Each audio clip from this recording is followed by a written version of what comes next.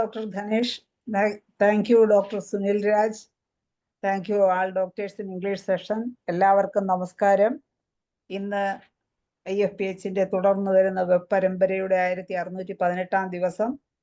ഇന്ന് മലയാളം സെഷനിൽ ഒരു പ്രത്യേക പരിപാടിയാണ്. ഇന്ന് ലോക അർബുദ ദിനം. അർബുദ ദിനമാണ്. ഈ ദിവസത്തെ ഒന്ന് ഓർമ്മിക്കുന്നതിനും അതിലെ ഹോമിയോപ്പതിയുടെ പ്രസക്തി എന്താണെന്ന് മനസ്സിലാക്കുന്നതിനും ഒക്കെ ആയിട്ട് ഇന്ന് ഈ പ്രത്യേക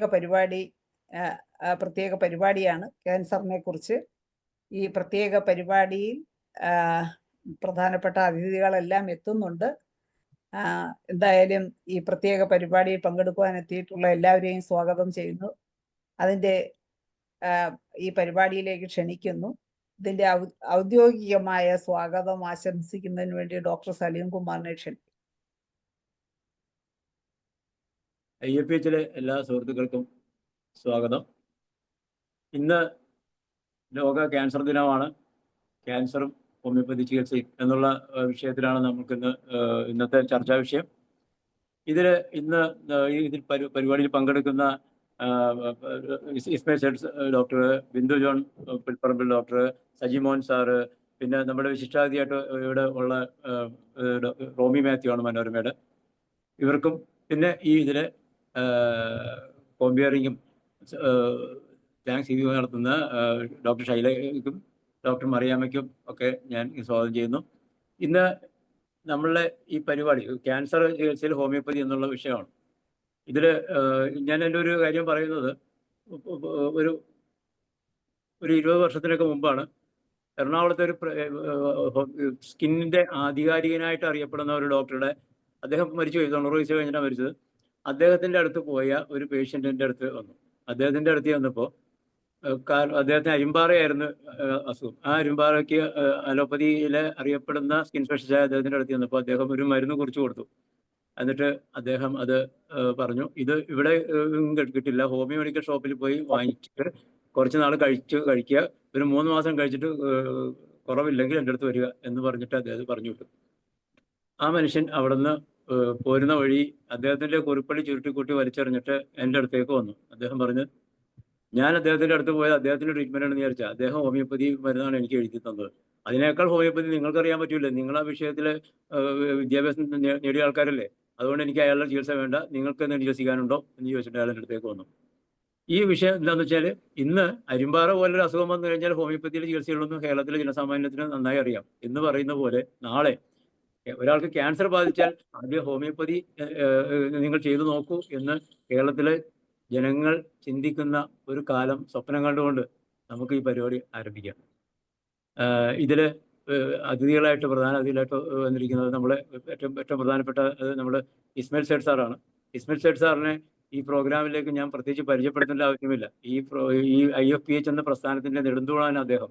മലബാറിലെ ഡോക്ടർ KS പ്രകാശിന് ശേഷം ഹോമിയോപ്പതിയിലെ ഇന്നത്തെ പതാക വഹിക്കുന്ന അദ്ദേഹമാണ്.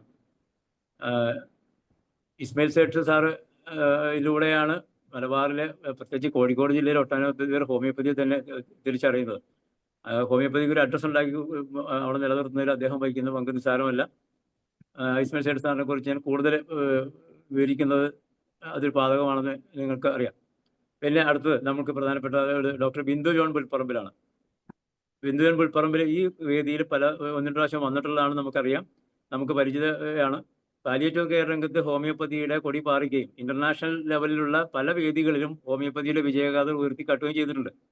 വിദേശത്തെ ഒരു പ്രസിദ്ധ ക്യാൻസർ റിസർച്ച് ഇൻസ്റ്റിറ്റ്യൂട്ടിൻ്റെ ഓങ്കോളജിയിൽ ഗവേഷണത്തിൽ അവർ സഹകരിച്ചിട്ടുണ്ട്. ഹോമിയോപ്പതിയിലെ ജീവിക്കുന്ന ഇതിഹാസമായിട്ടുള്ള വിതൗൾക്കാസിൻ്റെ അക്കാഡമിയിൽ മെമ്പറാണ്. അദ്ദേഹത്തിൻ്റെ വിതൗൾക്കാസിൻ്റെ സ്റ്റുഡൻറ്റ് കൂടിയാണ്. നമുക്ക് കേരളത്തിൽ അങ്ങനെ ഒരാളുണ്ടെന്ന് നമുക്ക് അഭിമാനിക്കാം. ജർമ്മനി, സ്കോട്ട്ലൻഡ്, കാനഡ തുടങ്ങിയ പല രാജ്യങ്ങളിലും ഈ മാഡം പേപ്പർ പ്രസന്റേഷൻ നടത്തിയിട്ടുണ്ട്. ഇങ്ങനെയൊക്കെ ഒരു പ്രാഗൽഭ്യം നേടിയ ഒരു അപൂർവ വ്യക്തിയായ ഡോക്ടർ ബിന്ദു ജോൺ പുൽപ്പറമ്പിലിനെ IFPHന്റെ വേദിയിലേക്ക് നിങ്ങൾക്ക് എല്ലാവർക്കും വേണ്ടി ഞാൻ സ്വാഗതം ചെയ്യുന്നു. അടുത്തത് സജിമോൻ ഡോക്ടറാണ്. ഡോക്ടർ സജിമോൻ ഈസിക്കൽ ടു ക്യാൻസർ എന്നിപ്പോൾ നമ്മളുടെ IFPHന്റെ പ്രോഗ്രാം അറ്റൻഡ് ചെയ്തവർക്കറിയാം. ഹോമിയോപ്പതി വകുപ്പിൽ അദ്ദേഹം CMO ആയിട്ട് പ്രവർത്തിക്കുന്നുണ്ട്. IFPH അദ്ദേഹം എടുത്തിട്ടുള്ള വിവിധ ക്ലാസ്സുകൾ കേട്ടപ്പോഴാണ് ഹോമിയോപ്പതിക്ക് ക്യാൻസർ മാറ്റാൻ കഴിയുമെന്ന് തറപ്പിച്ച് പറയാനുള്ള ചങ്കുറ്റം ഒട്ടേറെ ഡോക്ടർമാർക്ക് ഉണ്ടായതായിട്ട് ഞാൻ പറഞ്ഞു കേട്ടു തുടങ്ങിയത്. കാര്യം ഡോക്ടർക്ക് ഇദ്ദേഹം സജിമോഹൻ ഡോക്ടർ വായൊന്ന് തുറക്കുമ്പോൾ തന്നെ പലരും അത്ഭുതപ്പെടാൻ തുടങ്ങി. ഡോക്ടർക്ക് ഇത്രയൊക്കെ അറിവ് ഇത് എവിടെ നിന്ന് കിട്ടുന്നു എന്ന് പലരും കണ്ണള്ളി പോകാറുണ്ട്. അറിവിന്റെ അഹന്ത ഒട്ടുമില്ലാതെ വിനീത വിധേയനായി അദ്ദേഹം നടത്തുന്ന ലെക്ചറിന്റെ പ്രത്യേകത നമ്മളെല്ലാവരും ശ്രദ്ധിച്ചു പോകും. ഡോക്ടർ സജിമോഹനെ ഞാൻ IFPHന് വേണ്ടി ഈ വേദിയിലേക്ക് സ്വാഗതം ചെയ്യുന്നു. ഇനി നമ്മളുടെ ഇന്നത്തെ ഏറ്റവും പ്രധാനപ്പെട്ട വ്യക്തി ഈ മിസ്റ്റർ റോമി മാത്യു ആണ്. റോമി മാത്യുവിനെ പരിചയപ്പെടുത്താനാണെങ്കിൽ എനിക്ക് അദ്ദേഹത്തെ ഞങ്ങൾ തമ്മിൽ 20 വർഷത്തെ പരിചയമുണ്ട്. മനോരമ ന്യൂസിന്റെ ചീഫ് കോർഡിനേറ്റിംഗ് എഡിറ്ററാണ് അദ്ദേഹം. ഒരു ജേർണലിസ്റ്റ് കടന്നു വരേണ്ട ഏതാണ്ട് എല്ലാ പാതകളും താണ്ടിയെത്തിയ വ്യക്തിയാണ് എന്ന് അദ്ദേഹത്തെ വിശേഷിപ്പിക്കാം. കേരള രാഷ്ട്രീയ രംഗത്ത് കോളിലൊക്കെ സൃഷ്ടിച്ച വൻ അഴിമതികൾ പലതും പുറത്തു കൊണ്ടുവന്നിട്ടുണ്ട്. 2003 ജോർഡാനിലും ഇറാഖിലും യുദ്ധരംഗത്ത് അദ്ദേഹം റിപ്പോർട്ടറായിരുന്നു. 2003 മദർ തെരേസയുടെയും 2008 സിസ്റ്റർ അൽഫോൺസയും വാഴ്ത്തപ്പെട്ടവരായി പ്രഖ്യാപിക്കുന്ന ചടങ്ങിൽ വത്തിക്കാനിലെ മനോരമ അയച്ചത് ഇദ്ദേഹത്തെ ആയിരുന്നു. ഈ സമയത്ത് അദ്ദേഹം CNN വേണ്ടിയും IBN വേണ്ടിയും റിപ്പോർട്ടറായി സേവനിച്ചിട്ടുണ്ട്. 33-ാമത്തെ വയസ്സിൽ മനോരമ പോലെ ഒരു പത്രസ്ഥാപനത്തിന്റെ റിപ്പോർട്ടർ ഹെഡായിട്ട് 33-ാമത്തെ വയസ്സിൽ ആവാൻ പറ്റുക എന്ന് പറഞ്ഞാൽ അത് അപൂർവമായിട്ടുള്ള ഒരു സംഭവമാണ്. പിന്നെ 38-ാമത്തെ വയസ്സിലാണ് അദ്ദേഹം മനോരമ ന്യൂസ് ചാനലിന്റെ ഇൻപുട്ട് എഡിറ്ററായിട്ട് നിയമിക്കപ്പെടുന്നത്.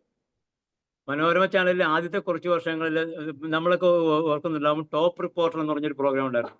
ഏറ്റവും ഹിറ്റ് പ്രോഗ്രാം ആയിരുന്നത്. അത് അവതരിപ്പിച്ചിരുന്നത് ശ്രീ റോമിയാണ്. യുവജനങ്ങളെ വിഷ്വൽ മീഡിയ പ്രവർത്തനത്തിലേക്ക് ആകർഷിക്കുന്ന ഒരു പരിപാടി അദ്ദേഹത്തിന്റെ ഭാവനയിൽ വിടുന്നത് അന്ന് നടത്തിയിട്ടുണ്ട്. യുവജനോത്സവ വേദികൾ കേന്ദ്രീകരിച്ചുകൊണ്ട് പ്രോഗ്രാം റിപ്പോർട്ട് ചെയ്യാൻ വിദ്യാർത്ഥികളെ നിയോഗിക്കുന്ന ഒരു പരിപാടി. അത് വളരെയധികം ശ്രദ്ധ പിടിച്ചു പറ്റിയതാണ്. പിന്നെ മയക്കുമരുന്നുകൾക്കെതിരായിട്ട് അവബോധം സൃഷ്ടിക്കുന്നതിന് വേണ്ടിയിട്ട് അദ്ദേഹം തയ്യാറാക്കിയത് പുകയരുത് മക്കളെ എന്നുള്ള പരിപാടി. അത് വളരെയധികം ശ്രദ്ധ പിടിച്ചു പറ്റിയതാണ്. പിന്നെ അദ്ദേഹത്തിന്റെ നാൾവഴികളിൽ പറഞ്ഞു കഴിഞ്ഞാൽ മലബാർ സിമന്റ് അഴിമതി അദ്ദേഹം പുറത്തു കൊണ്ടുവന്നു. 200 കോടി രൂപയുടെ സിവിൽ സപ്ലൈസ് അഴിമതി പുറത്തു കൊണ്ടുവന്ന അദ്ദേഹമാണ്. അതിൽ ഇൻവെസ്റ്റ് ജേർണലിസ്റ്റിന്റെ ഒരു അധ്യായം സൃഷ്ടിച്ചത് അങ്ങനെയാണ്. മദ്യത്തിലെ മായം ചർച്ച ചെയ്യുന്ന കള്ളിൽ കലരുന്ന കള്ളങ്ങൾ, അട്ടപ്പാടിയിലെ കഞ്ചാവ് കൃഷിയെ പറ്റിയുള്ള ലഹരിയുടെ ഇരകൾ, കേരളത്തിലേക്ക് തമിഴ്നാട്ടിൽ നിന്നും കോഴി എത്തുന്നതിൽ നടക്കുന്ന അഴിമതി തുറന്നു കാണിച്ച കോഴവിരിയും കോഴിക്കൃഷി, ഇതിൻ്റെയൊക്കെ പിന്നിൽ ഇദ്ദേഹം ഉണ്ടായിരുന്നു. മലയാളിയുടെ ആർത്തിമൂത്ത മദ്യാസക്തി ചർച്ച ചെയ്യപ്പെട്ട കേരളം 4 കാലിൽ എന്നുള്ളതും, ഭക്ഷ്യരംഗത്തെ മായം ചേർക്കലിനെ ചർച്ച ചെയ്ത മായം മറിമായം, ആയുർവേദ മസാജിങ് പാർലറുകൾ കേന്ദ്രീകരിച്ച് നടക്കുന്ന അനാരോഗ്യ പ്രവണതകൾ വെളിച്ചത്ത് കൊണ്ടുവന്ന വൈദ്യത്തിലും വാണിഭക്കൂട്ട് തുടങ്ങിയവയുടെ പിന്നിലും റോമിയുടെ കയ്യിലുണ്ടായിരുന്നു. മനോരമ നടത്തിയ ഗ്ലോബൽ ഇൻവെസ്റ്റേഴ്സ് മീറ്റിന്റെ സംഘാടന ചുമതല ഇദ്ദേഹത്തിനായിരുന്നു. അദ്ദേഹത്തിന് കിട്ടിയ അറിവുകൾ ഇവിടെ ഞാനിപ്പോൾ എല്ലാം എണ്ണി പറയാൻ പറ്റുന്ന അവസ്ഥയിലല്ല, എങ്കിലും ചിലത് നമുക്ക് പറയാതിരിക്കാനോ ആവില്ല. അതിലൊന്നാണ് കേരള സർക്കാരിൻ്റെ കേരള ടെലിവിഷൻ അവാർഡ് അദ്ദേഹത്തിന് കിട്ടിയത്. പിന്നെ Kerala government homoeo medical officers അസോസിയേഷൻ്റെ best visual media journalist award അദ്ദേഹത്തിന് കിട്ടിയിട്ടുണ്ട്. ആയുർവേദ ശാസ്ത്ര സമിതിയുടെ അവാർഡ് അദ്ദേഹത്തിന് കിട്ടിയിട്ടുണ്ട്. ഈ അവാർഡുകളുടെ രീതി കേൾക്കുമ്പോൾ തന്നെ നമുക്ക് മനസ്സിലാവുമല്ലോ ആയുഷ് വിഭാഗത്തോട് താല്പര്യമുള്ള വ്യക്തിയാണെന്നുള്ളത്. ഇനി അദ്ദേഹത്തിൻ്റെ വ്യക്തി ജീവിതത്തിലേക്ക് കിടക്കുകയാണെങ്കിൽ അദ്ദേഹത്തിൻ്റെ ഭാര്യ ഡോക്ടർ ജൂബി ഫ്രാൻസിസ് ഹോമിയോപ്പതി വകുപ്പിലെ CMO ആണ്. 2 മക്കളുണ്ട്, ആർഷയും അശ്വതിയും. അതിൽ ആർഷ മനോരമയിലാണ് വർക്ക് ചെയ്യുന്നത്. റോമിയെ സംബന്ധിച്ച് അദ്ദേഹത്തിൻ്റെ പിതാവ് മനോരമയിലായിരുന്നു. റോമി മനോരമയിലാണ്. ഇപ്പോൾ അദ്ദേഹത്തിൻ്റെ മകൾ മനോരമ എത്തിയിട്ടുണ്ട്. ഏതായാലും ഇങ്ങനെ ഉള്ളൊരു വ്യക്തിയെ, ഇങ്ങനെയൊക്കെ അലങ്കാരങ്ങളുള്ള ഒരു വ്യക്തിയെ ഈ പരിപാടിക്കായി നിങ്ങളുടെ മുമ്പിലേക്ക് പ്രസന്റ് ചെയ്യാൻ ഇന്നലെ എനിക്ക് ചാരിതാർത്ഥ്യമുണ്ട്. അദ്ദേഹത്തിന് IFPHന്റെ പേരിൽ 1618-ാമത്തെ ദിവസമായ ഇന്ന് ഈ പ്രോഗ്രാം തുടങ്ങിയിട്ട് ഇത്രയും ദിവസമായത് ഇടതളവില്ലാതെ നടക്കുന്ന ഈ പ്രോഗ്രാമിൽ ലോകത്തിന് ഇപ്പോൾ ഒരു ചരിത്ര സംഭവമായി മാറിക്കഴിഞ്ഞ ഈ പ്രോഗ്രാമിലേക്ക് IFPH international forum for promoting ഹോമിയോപ്പതിയുടെ പേരിൽ ശ്രീ റോമിക്ക് ഞാൻ ഈ വേദിയിലേക്ക് സ്വാഗതം അരുളുന്നു. പിന്നെ ഇതിൻ്റെ മോഡറേറ്റർമാരായ ഡോക്ടർ മറിയാമ്മ ജോണിനെയും ഡോക്ടർ ഷൈലയെയും IFPHന് വേണ്ടി ഞാൻ സ്വാഗതം ചെയ്യുന്നു. ഈ ഡോക്ടർ ശ്രീ റോമിക്ക് തുടങ്ങാം. ഓക്കെ, സലീംകുമാർ ഡോക്ടറെ. അപ്പോൾ സലീംകുമാർ ഡോക്ടർ ശ്രീ റോമി മാത്യുവിനെ കുറിച്ച് ഇത്രയും നേരം ഒരുപാട് കാര്യങ്ങൾ പറഞ്ഞു.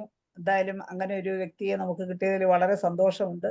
എന്തായാലും നമുക്ക് ഇനി അടുത്തത് ഉദ്ഘാടനത്തിന്റെ സമയമാണ്. ശ്രീ റോമി മാത്യുവിനെ ഈ ഇന്നത്തെ പ്രോഗ്രാമിന്റെ ഔപചാരികമായ ഉദ്ഘാടനത്തിന് വേണ്ടി ക്ഷണിക്കുന്നു.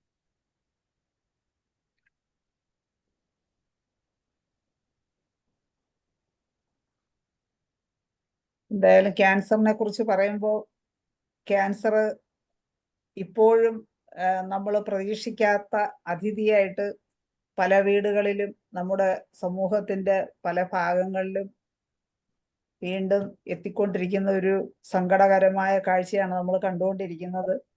ഇപ്പൊ ഈ 2025 ക്യാൻസർ ഡേയുടെ തീം എന്ന് പറയുന്നത് യുണൈറ്റഡ് ബൈ യുണീക്ക് എന്നുള്ളതാണ് ക്യാൻസർ ഡേയുടെ തീം എന്ന് പറയുന്നത്. അപ്പൊ ഓരോ കേസുകളും ഇൻഡിവിജ്വലായിട്ട് അവരുടെ ക്യാൻസറിനെ കുറിച്ചുള്ള ഭയവും മറ്റും അകറ്റുക, ഓരോ കേസും പരിശോധിച്ച് എന്താണ് നേരത്തെ രോഗനിർണയം നടത്തുക, ഇതൊക്കെയാണ് ഇതിൽ നമുക്ക് ചെയ്യേണ്ടത്. ഓരോ രോഗിക്കും എത്തിയോ? സജിമോൻ ഡോക്ടറെ കൂടി കോഹോസ്റ്റ് ആക്കണേ. സജിമോൻ ഡോക്ടറെ ഞാൻ കണ്ടില്ല. ഉണ്ട്.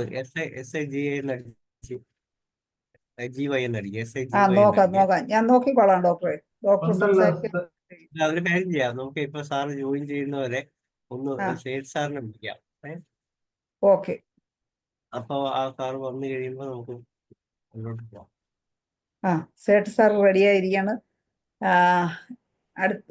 ഉദ്ഘാടനം സാറ് റോമി മാത്യു സാർ ഔട്ടായി പോയതുകൊണ്ട് സാറ് എത്തി റെഡിയാവുമ്പോഴേക്കും നമുക്ക് ക്യാൻസർ ഹോമിയോപ്പതി കൊണ്ട് വളരെ നല്ല രീതിയിൽ ചികിത്സിച്ച് റിസൾട്ടുകൾ കൊടുത്തുകൊണ്ടിരിക്കുന്ന നമ്മുടെ IFPHന്റെ എല്ലാമായ ഇസ്മായിൽ സാറ്റ് സാറിന്റെ അനുഭവങ്ങൾ നമുക്ക് വേണ്ടി പങ്കുവയ്ക്കും. അതിനുവേണ്ടി ഞാൻ സാറിനെ ആദരപൂർവ്വം ക്ഷണിക്കും. വന്നിട്ടുണ്ട്. റോമി മാത്യു ഒന്ന് ഫോക്കസ് ആക്കി ഒന്ന് അൺമ്യൂട്ട് ചെയ്തേ സാറേ. ഇപ്പൊ ഒന്ന് അൺമ്യൂട്ട് ചെയ്ത് നോക്കിയേ റോമി. ഓക്കെ, ഒന്ന് സംസാരിച്ചു നോക്കി. ഇപ്പോൾ കേൾക്കാമോ? ക്ലിയർ ആണോ? കേൾക്കാം. എന്റെ ലാപ്ടോപ്പിന് എന്തോ ഇഷ്യൂ ആയിരുന്നു. Sorry four keeping waiting. പിന്നെ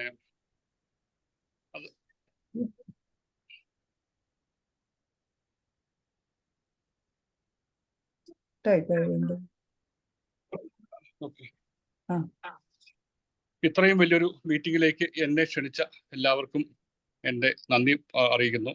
1600 എത്ര സലിം ഡോക്ടർ പറഞ്ഞ 1600 എത്ര ദിവസങ്ങളായ ഒരു വലിയൊരു 1618 യോഗങ്ങൾ നടന്ന ഒരു വലിയ മീറ്റിംഗ് ആണ്. അപ്പോൾ എനിക്ക് എന്താണ് ക്യാൻസറുമായി ബന്ധം എന്നൊരു ചോദ്യമായിരിക്കും കാരണം നിങ്ങളെല്ലാവരും ഇതിനെക്കുറിച്ച് അറിയാവുന്ന നല്ല പോലെ പ്രാക്ടീസ് ചെയ്യുന്ന ഡോക്ടർമാരാണ്. പല രീതിയിലുള്ള ക്യാൻസർ രോഗികളെയും ക്യാൻസറിന്റെ പല വകഭേദങ്ങളെയും അവർ കണ്ടിട്ടുണ്ടാവും, അവരുടെ പ്രശ്നങ്ങൾ അറിഞ്ഞിട്ടുണ്ടാവും. എൻ്റെ ക്യാൻസറുമായുള്ള ബന്ധമെന്ന് പറഞ്ഞാൽ ഞാൻ കഴിഞ്ഞ 8 വർഷമായി 2016 മുതൽ കേരളത്തിലെ ഒരു അറിയപ്പെടുന്ന ക്യാൻസർ മൂവ്മെന്റിന്റെ ഒരു ചുമതല വഹിക്കുന്ന വ്യക്തിയാണ്. കേരള ക്യാൻ എന്ന പേരിൽ, അതായത് ക്യാൻസറിന്റെ ബോധവൽക്കരണം തുടങ്ങി ഇപ്പോൾ ചികിത്സ വരെ എത്തി നിൽക്കുന്ന, ചികിത്സയും സാമ്പത്തിക സഹായവും ഒക്കെ എത്തി നിൽക്കുന്ന ഒരു വലിയ പ്രൊജക്റ്റാണ്. നിങ്ങളിൽ പലരും കേട്ടിട്ടുണ്ടാവും. ആദ്യം മഞ്ജു വാര്യരായിരുന്നു അതിൻ്റെ 5 വർഷക്കാലം, അതിൻ്റെ 6 വർഷക്കാലം അതിൻ്റെ മുഖമായിരുന്നത്. അതിനുശേഷം പിന്നെ നവ്യ നായർ, ജയസൂര്യ ഒക്കെ വന്നു. ഇപ്പോൾ ഈ വർഷം അത് ഇന്ന് വീണ്ടും ലോഞ്ച് ചെയ്തിരിക്കുകയാണ്. അതിൻ്റെ ഇത്തവണത്തെ മുഖം രമേശ് പിഷാരടിയാണ്.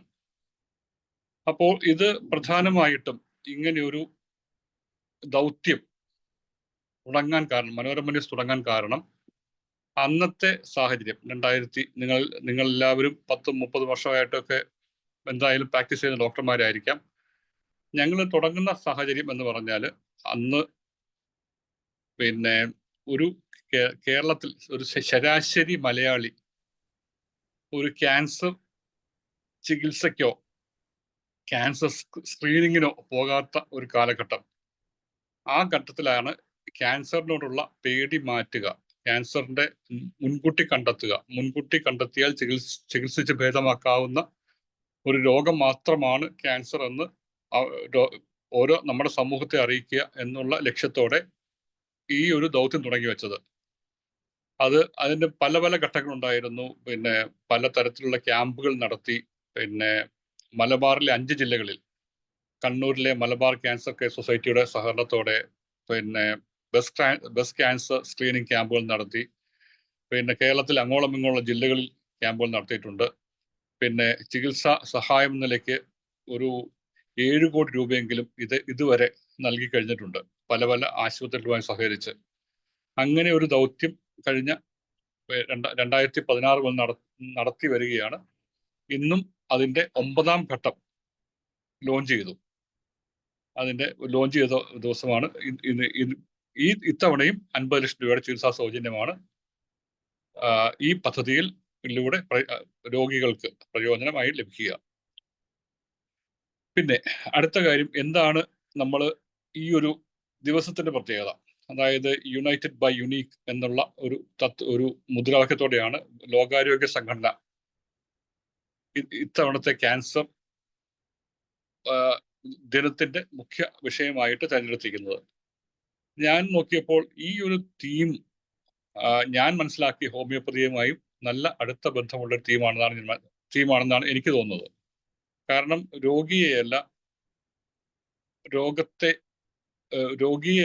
രോഗത്തെയല്ല ആ മനുഷ്യനെയാണ് ചികിത്സിക്കേണ്ടത് എന്നുള്ള ഒരു തത്വത്തിലാണ് ലോകാരോഗ്യ സംഘടന ഈ ഒരു യുണൈറ്റഡ് ബൈ യുണീക്ക് എന്നുള്ള ഒരു തത്വം, ഒരു മുദ്രാവാക്യം തിരഞ്ഞെടുത്തിരിക്കുന്നത്. ഹോമിയോപ്പതിയുടെ ഒരു രീതിയും അതാണെന്നാണ് ഞാൻ മനസ്സിലാക്കുന്നത്. ഞാൻ പറയുന്നത് തെറ്റാണെങ്കിൽ തിരുത്താം. പിന്നെ അതായത് ഓരോ രോഗിയുടെയും ആവശ്യങ്ങളും അനുഭവങ്ങളും മുൻനിർത്തി വ്യക്തി കേന്ദ്രീകൃതമായ പരിചരണം. ഞാൻ മനസ്സിലാക്കുന്ന ഹോമിയോപ്പതി ഡോക്ടർമാര് ഇവരുടെ ഒരു രോഗി വന്നു കഴിഞ്ഞാൽ രോഗിയുടെ എല്ലാ വിവരങ്ങളും ശേഖരിച്ച് അയാളുടെ മാനസിക വിവരങ്ങളും പിന്നെ കുടുംബ വിവരങ്ങളും എല്ലാം ചോദിച്ച് ഉള്ള ഒരു ചികിത്സാ രീതിയാണ് നടത്തുന്നത്. ഏതാണ്ട് അതേ സമാനമായൊരു പ്രിൻസിപ്പിളാണ് ഇതെന്ന് എനിക്ക് തോന്നുന്നത്. പിന്നെ ക്യാൻസറിന്റെ ഒരു രോഗമായി മാത്രം കാണലിൽ നിന്ന് മാറി രോഗിയെ ഒരു വ്യക്തിയായി കാണുക, ഓരോരുത്തരും ക്യാൻസറിനെ എങ്ങനെ അനുഭവിക്കുന്നത് മനസ്സിലാക്കുക എന്നൊക്കെ പറഞ്ഞിട്ടുള്ള അങ്ങനെ ഒരു പിന്നെ രീതിയിലുള്ള ഒരു എന്താ പറയുക, ഒരു മുദ്രാവാക്യമാണ് ഇതിൻ്റേത്. ഞാൻ നേരത്തെ പറഞ്ഞല്ലോ, ഈ കേരള ക്യാൻ എന്ന് പറയുന്ന ദൗത്യം തുടങ്ങിയ സമയത്ത്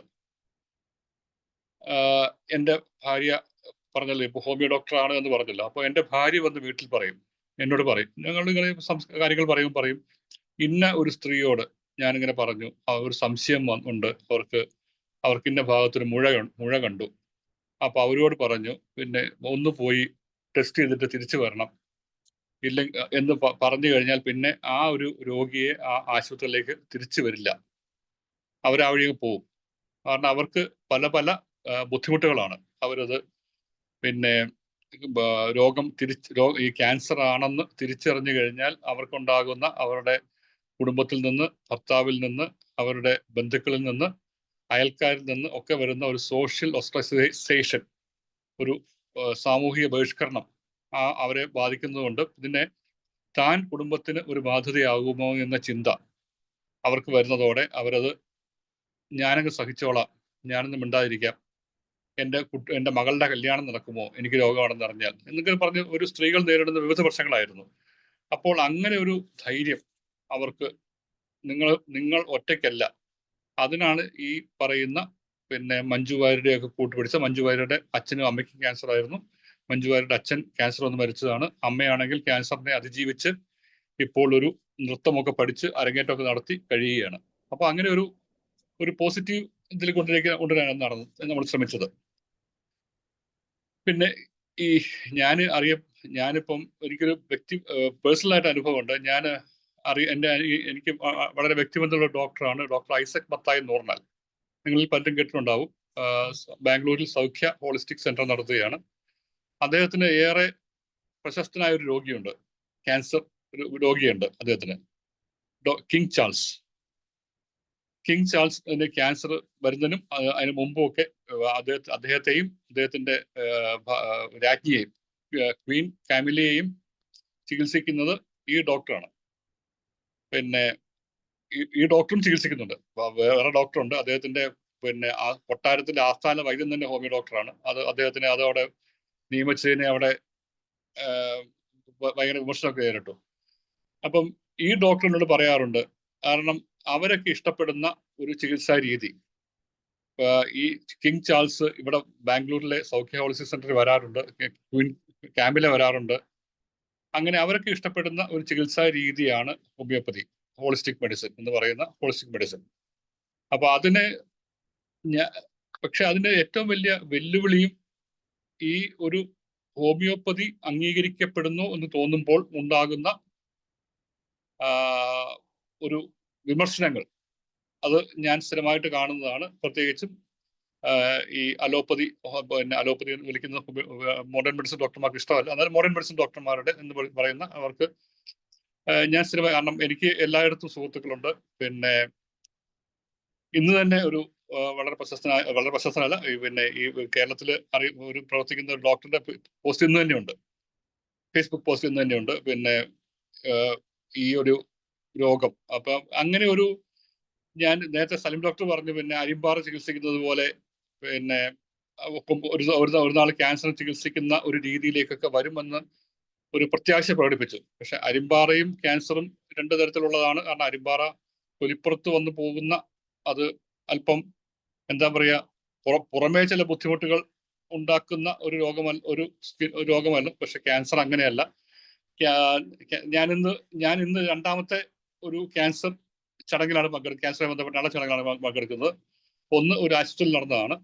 അപ്പൊ അവിടെ ചെന്നപ്പോൾ പിന്നെ അവിടുത്തെ ചുമതലക്കാരനായ അതിന്റെ മുഖ്യ ചുമതല വ്യക്തി എന്നോട് പറഞ്ഞു, അദ്ദേഹം ഒരാഴ്ച മുമ്പ് ദുബായിൽ ഒരു മെഡിക്കൽ എക്സ്പോയ്ക്ക് പോയി. മെഡിക്കൽ എക്സ്പോയ്ക്ക് പോയപ്പോൾ അവിടെ വരുന്ന പുതിയ പുതിയ സംവിധാനങ്ങൾ, അതായത് ഈ കീമോതെറാപ്പി അല്ല, പിന്നെ MRI സ്കാനിങ് നമുക്കെല്ലാം അറിയാവുന്ന ഒരു സംഭവമാണ്. ആ യന്ത്രത്തിലേക്ക് കയറി കഴിഞ്ഞാൽ 30-40 മിനിറ്റ് ആ ശബ്ദവും കേട്ട് കിടക്കുക എന്ന് പറയുന്ന ഒരു തികച്ചും ദുസ്സഹമായ കാര്യമാണ്. 1 മിനിറ്റ് കൊണ്ട് MRI നടത്താൻ കഴിയുന്ന യന്ത്രം അവിടെ വന്നിട്ടുണ്ട്. അതേപോലെ തന്നെ കാത്ത് ലാബിന്റെ ആവശ്യം വരുന്നില്ല. ഹൃദയത്തിന്റെ ഭാഗത്ത് ഏതൊക്കെ ധമനികളുണ്ടോ അവിടെയെല്ലാം ഉള്ള ബ്ലോക്കുകൾ 1 മിനിറ്റ് കൊണ്ട് കണ്ടെത്താവുന്ന സംവിധാനവും അവിടെ വന്നിട്ടുണ്ട്. അതേപോലെ AI സംവിധാനം കൊണ്ട് ക്യാൻസർ മുൻകൂട്ടി കണ്ടെത്താൻ കഴിയുന്ന ഗവേഷണങ്ങൾ ലോകത്തെമ്പാട് നടക്കുന്നുണ്ട്. അതൊക്കെ നമ്മുടെ ഇന്ത്യയിലേക്ക് വന്നു കഴിഞ്ഞു. അപ്പോൾ ഇങ്ങനെയുള്ള ഒരു അത്യന്താധുനിക സാങ്കേതിക സംവിധാനങ്ങൾ ഹോമിയോപ്പതിക്ക് എത്രമാത്രം പ്രാപ്യമാണ് എന്നുള്ളത് ചിന്തിക്കേണ്ട ഒരു കാര്യമാണെന്ന് എനിക്ക് തോന്നുന്നു. കാരണം ഹോമിയോപ്പതി ഇപ്പോഴും ഗവേഷണങ്ങൾ നടക്കുന്നുണ്ടാകാം, പക്ഷെ എപ്പോഴും അതിനെ എതിർക്കുന്നവർ പറയുന്ന ഒരു കാര്യമാണ് ഇതിനെ ശാസ്ത്രത്തിന്റെ അടിത്തറയില്ല എന്നുള്ളത്. ഞാനത് പിന്നെ ഞാനിത് ഹോമിയോപ്പതിയെ കുറിച്ച് ഞാൻ വായിക്കാറുണ്ട്, അലോപ്പതിയെ കുറിച്ച് വായിക്കാറുണ്ട്. എനിക്ക് ഇപ്പോഴും അതിനൊരു കൃത്യമായ മറുപടി എനിക്കിതൊരു കിട്ടിയിട്ടില്ല. ഒരു എന്താ പറയുക, ഇതിന്റെ ശാസ്ത്രത്തിന്റെ അടിത്തറയുണ്ട്. ഞാനിപ്പം പറയുന്നത് കേട്ട് കഴിഞ്ഞാൽ എൻ്റെ ഭാര്യ താഴെ ആയതുകൊണ്ട് ഞാൻ രക്ഷപ്പെട്ടു, ചിലപ്പോൾ താഴെ വേറെന്താ ജോലിയിലായതുകൊണ്ട് രക്ഷപ്പെട്ടു, ഇല്ലെങ്കിൽ ഇവിടുന്ന് തന്നെ ചില പ്രശ്നങ്ങൾ തുടങ്ങിയേക്കാം. പക്ഷെ അത് ഞാൻ പിന്നെ ഞങ്ങളൊക്കെ കുടുംബത്തിൽ ഇപ്പൊ കല്യാണം കഴിച്ച ശേഷം നിവൃത്തിയുണ്ടെങ്കിൽ ഹോമിയോപ്പതി ചികിത്സ മാത്രം നടത്തുന്ന ഒരു കുടുംബമാണെന്ന് കൂടെ മനസ്സിലാക്കുക. അപ്പം അങ്ങനെയുള്ളൊരു ഘട്ടത്തിൽ ഈ ആധുനിക സാങ്കേതിക വെല്ലുവിളികൾ, ഒപ്പം തന്നെ ഹോമിയോപ്പതിക്ക് ശാസ്ത്രീയ അടിത്തറയിൽ നിന്നുള്ള പ്രചാരണം, പിന്നെ ഹോമിയോപ്പതിക്ക് എന്തെങ്കിലും നേട്ടം ഉണ്ടായി കഴിഞ്ഞാൽ അതിനെ മറികടക്കുന്ന, ഇന്ന് തന്നെ പിന്നെ സംസ്ഥാന സർക്കാർ പിന്നെ വളരെ പിന്നെ ദൈർഘ്യമുള്ള ഒരു വർഷത്തിൽ നീണ്ടു നിൽക്കുന്ന ഒരു ക്യാൻസർ സ്ക്രീനിങ് ദൗത്യം തുടങ്ങിയിട്ടുണ്ട്. അതിൽ ഞാൻ നോക്കിയപ്പോൾ അതിൽ ഹോമിയോപ്പതി വിഭാഗത്തിന്റെ ഒരു ഹോമിയോപ്പതി ആയുർവേദം, അതായത് ആൾട്ടർനേറ്റ് മെഡിസിന്റെ ഒരു പങ്കാളിത്തവും ഞാൻ കണ്ടില്ല. അപ്പൊ അങ്ങനെയുള്ള സർക്കാരിന്റെ ഒരു അംഗീകാരം എത്രമാത്രമുണ്ട് എനിക്കറിയില്ല, ഉണ്ടോന്നറിയില്ല. എന്തായാലും ഞാൻ പത്രങ്ങളിലും അവരുടെ അറിയിപ്പും എല്ലാം വായിച്ചിട്ട് അങ്ങനെ ഒരു പങ്കാളിത്തം കണ്ടില്ല. അപ്പോൾ ഇതിങ്ങനെയുള്ളൊരു ഈ നമ്മൾ എത്രയൊക്കെ പ്രത്യാശ പ്രകടിപ്പിച്ചാലും ഇത് എവിടം വരെ അത് ഞാൻ സമയം അധികരിക്കുന്നുണ്ടെന്ന് പറഞ്ഞേക്കണേ. കാരണം എനിക്ക് മൊബൈലായതുകൊണ്ട് സമയം അറിയാൻ പറ്റില്ല. അതുകൊണ്ട് ഒന്ന് ഡോക്ടർ ഷൈല ഒന്ന് അൺമ്യൂട്ട് ചെയ്തിട്ട് പറയാവോ? കേൾക്കുന്നില്ല. 5 മിനിറ്റ് കൂടെ കൊണ്ടുവന്ന് വൈൻഡപ്പ് ചെയ്യണം. ഓക്കെ, ശരി. അത്ര സമയം എടുക്കില്ല. ഓക്കെ. അപ്പം ഇത്രയാണ്. പിന്നെ ഇപ്പൊ പല രീതിയിൽ ഞാൻ വായിച്ചിട്ടുണ്ട്. പിന്നെ ഹോമിയോ, പിന്നെ ആർസനിക്കം ആൽബം, ആർസാൽബം എന്ന് ഹോമിയോ പേരിൽ വിളിക്കപ്പെടുന്ന ആർസനിക ആൽബം പിന്നെ ഫലപ്രദമാണ് ഹോമിയോ ക്യാൻസർ ചികിത്സയിൽ. പിന്നെ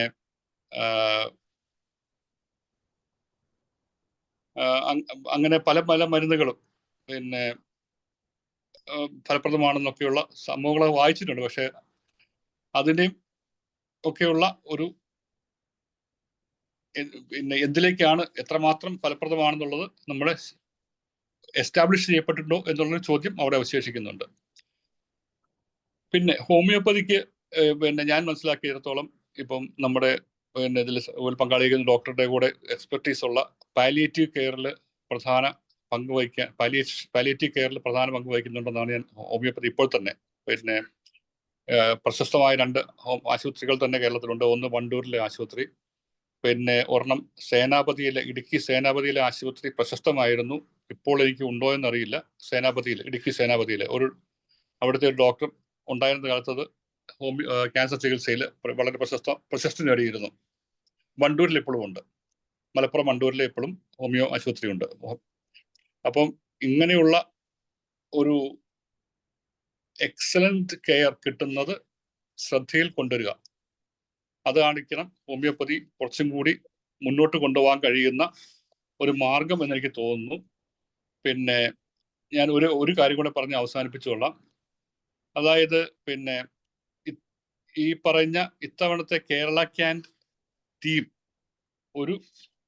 ഒരു ചിരിയിൽ ചേർത്ത് എന്നാണ്.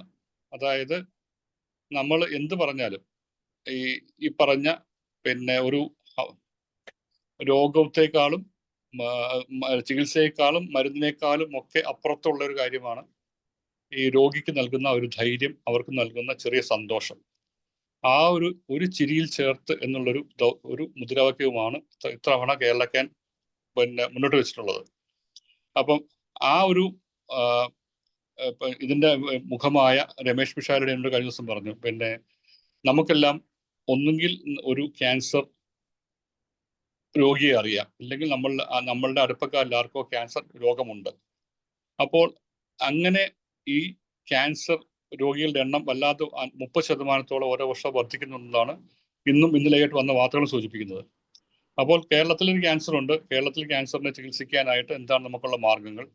അപ്പോൾ അങ്ങനെയുള്ള അതിനുപരി എന്താണ് അവർക്ക് മാനസികമായി അവർക്കൊരു മനോബലം നൽകാൻ കഴിയുന്ന കാര്യങ്ങൾ, ഇതിലെല്ലാം ഹോമിയോപ്പതിക്ക് ഇനിയും സംഭാവനകൾ നൽകാൻ കഴിയും. ആ കഴിയുന്നതിനുള്ള മാർഗങ്ങൾ ഈ ഇത്തരം കൂട്ടായ്മകൾക്ക് കൂടുതൽ കണ്ടെത്താൻ കഴിയട്ടെ. ഒരു പ്രശസ്തനായ ഒരു പിന്നെ ഗവേഷകനുണ്ട്, പിന്നെ ഹാൽഡൻ എന്നാണ് പേര്. അദ്ദേഹം തന്നെ ഇംഗ്ലണ്ടിൽ ജനിച്ചു. പക്ഷേ ഇംഗ്ലണ്ടിൽ അദ്ദേഹത്തിന് വലിയ താല്പര്യം തോന്നില്ല. അദ്ദേഹം പിന്നീട് ഇന്ത്യയിൽ വന്നു. ഇന്ത്യയിൽ വന്ന ശേഷം അദ്ദേഹം ക്യാൻസർ ബാധിതനായി. അദ്ദേഹം എഴുതിയൊരു കവിതയുടെ അവസാന ഭാഗം മാത്രം വായിച്ച് ഞാൻ അവസാനിപ്പിക്കാം. I know that cancer often kills, but so do cars and sleeping pills. ക്യാൻസറും കൊല്ലാം, അതേപോലെ തന്നെ കാറുകളും സ്ലീപ്പിംഗ് പില്ലുകളും നിങ്ങളെ കൊല്ലാം. And it can hurt one till one sweats, so can bad teeth and unpaid debts. അത് നിങ്ങളെ പിന്നെ നിങ്ങളെ വേദന കൊണ്ട് വിയർപ്പിക്കാം. പക്ഷെ അതുപോലെ തന്നെ കേടായ പല്ലുകളും പിന്നെ പിന്നെ അടച്ചു തീരാത്ത വായ്പകളും നിങ്ങളെ വേദനിപ്പിക്കാം. A spot of laughter, I am sure, often accelerates one cure. ഒരു അല്പം ചിരി നിങ്ങളുടെ രോഗത്തിന്റെ ചികിത്സയെ, നിങ്ങളെ രോഗം കൂടുതൽ പെട്ടെന്ന് ഭേദപ്പെടുത്താം. അപ്പോൾ അതുകൊണ്ട് so let us patients do our bit. നമ്മൾ രോഗികൾക്ക് നമ്മുടേതായ ചില കാര്യങ്ങൾ ചെയ്യാം. To help the surgeons make us fit. ഡോക്ടർമാരെ നമ്മൾക്ക് ആരോഗ്യത്തോടെ നിർത്താൻ നമ്മൾക്കും ചില കാര്യങ്ങൾ ചെയ്യാൻ കഴിയും എന്നാണ് അദ്ദേഹത്തിന്റെ വരികൾ. അപ്പൊ അതേപോലെ നിങ്ങൾക്കും ഈ ഒരു രോഗത്തെ നേരിടാനും രോഗികളെ ഫിറ്റായി ഇരിക്കാനും കഴിയട്ടെ എന്ന് ആശംസിച്ചുകൊണ്ട് നിർത്തട്ടെ. സാറ് ഉദ്ഘാടനവും കൂടെ ചെയ്തതായി ഈ കൂട്ടായ്മ ഉദ്ഘാടനം ചെയ്തതായി പ്രഖ്യാപിച്ചുകൊണ്ട് നിർത്തുന്നു. നന്ദി. വളരെ സന്തോഷം സാർ. എന്തായാലും ഇന്നത്തെ ഉദ്ഘാടനത്തിന് ഏറ്റവും അനുയോജ്യനായ ആള് തന്നെയാണ് സാറ്. ഒരുപാട് കാര്യങ്ങൾ ഇതിനെക്കുറിച്ച് പറയാനുണ്ട്. പക്ഷെ സമയക്കുറവ് കൊണ്ട് നമുക്ക് ഷോർട്ടാക്കേണ്ടി വന്നു. എന്തായാലും വളരെ സന്തോഷം, വിലപ്പെട്ട സമയം. അതുപോലെ തന്നെ ക്യാൻസറിനെ കുറിച്ചുള്ള ചികിത്സയെക്കുറിച്ചായാലും മറ്റു ചികിത്സകളെ കുറിച്ചുള്ള ആ ഡോക്ടർമാരുടെ ഒരു എന്താണ് മീഡിയയിലൊക്കെ നമ്മുടെ കാര്യങ്ങളൊന്ന് കൊണ്ടുവരിക്കാൻ ഡോക്ടർമാരുടെ ഒരു ഇന്റർവ്യൂ ഒക്കെ അവർക്ക് പറയാനുള്ളതൊക്കെ പറയാനുള്ള ഒരു വേദിയായിട്ട് മനോരമ ന്യൂസിൽ മാറണമെന്നുകൂടി ഈ അവസരത്തിൽ അഭ്യർത്ഥിച്ചുകൊണ്ട് വളരെ സന്തോഷം രേഖപ്പെടുത്തുന്നു. എനിക്ക് KGHMO അവാർഡ് തന്നത് ആ ഒരു കാര്യത്തിലാണ്. ഇനിയും അപ്പോ അത് അങ്ങനെ ചെയ്തതിനാണ് അവാർഡ് തന്നത്. ആ ഒരു സപ്പോർട്ട് ഉണ്ടാവും. തീർച്ചയായിട്ടും. സന്തോഷം. അടുത്തതായി നമുക്ക് സേട്ട് സാറിനെ തന്നെ വിളിക്കാം. ക്യാൻസർ ചികിത്സയിൽ സാറിന്റെ അനുഭവം സാറ് പങ്കുവയ്ക്കും. സേട്ട് സാറിനെ ഞാൻ വളരെ ആദരപൂർവ്വം ക്ലാസ്സിൽ സാറിന്റെ ചികിത്സാ അനുഭവങ്ങൾ പങ്കുവയ്ക്കുന്നതിനായി ക്ഷണിക്കും.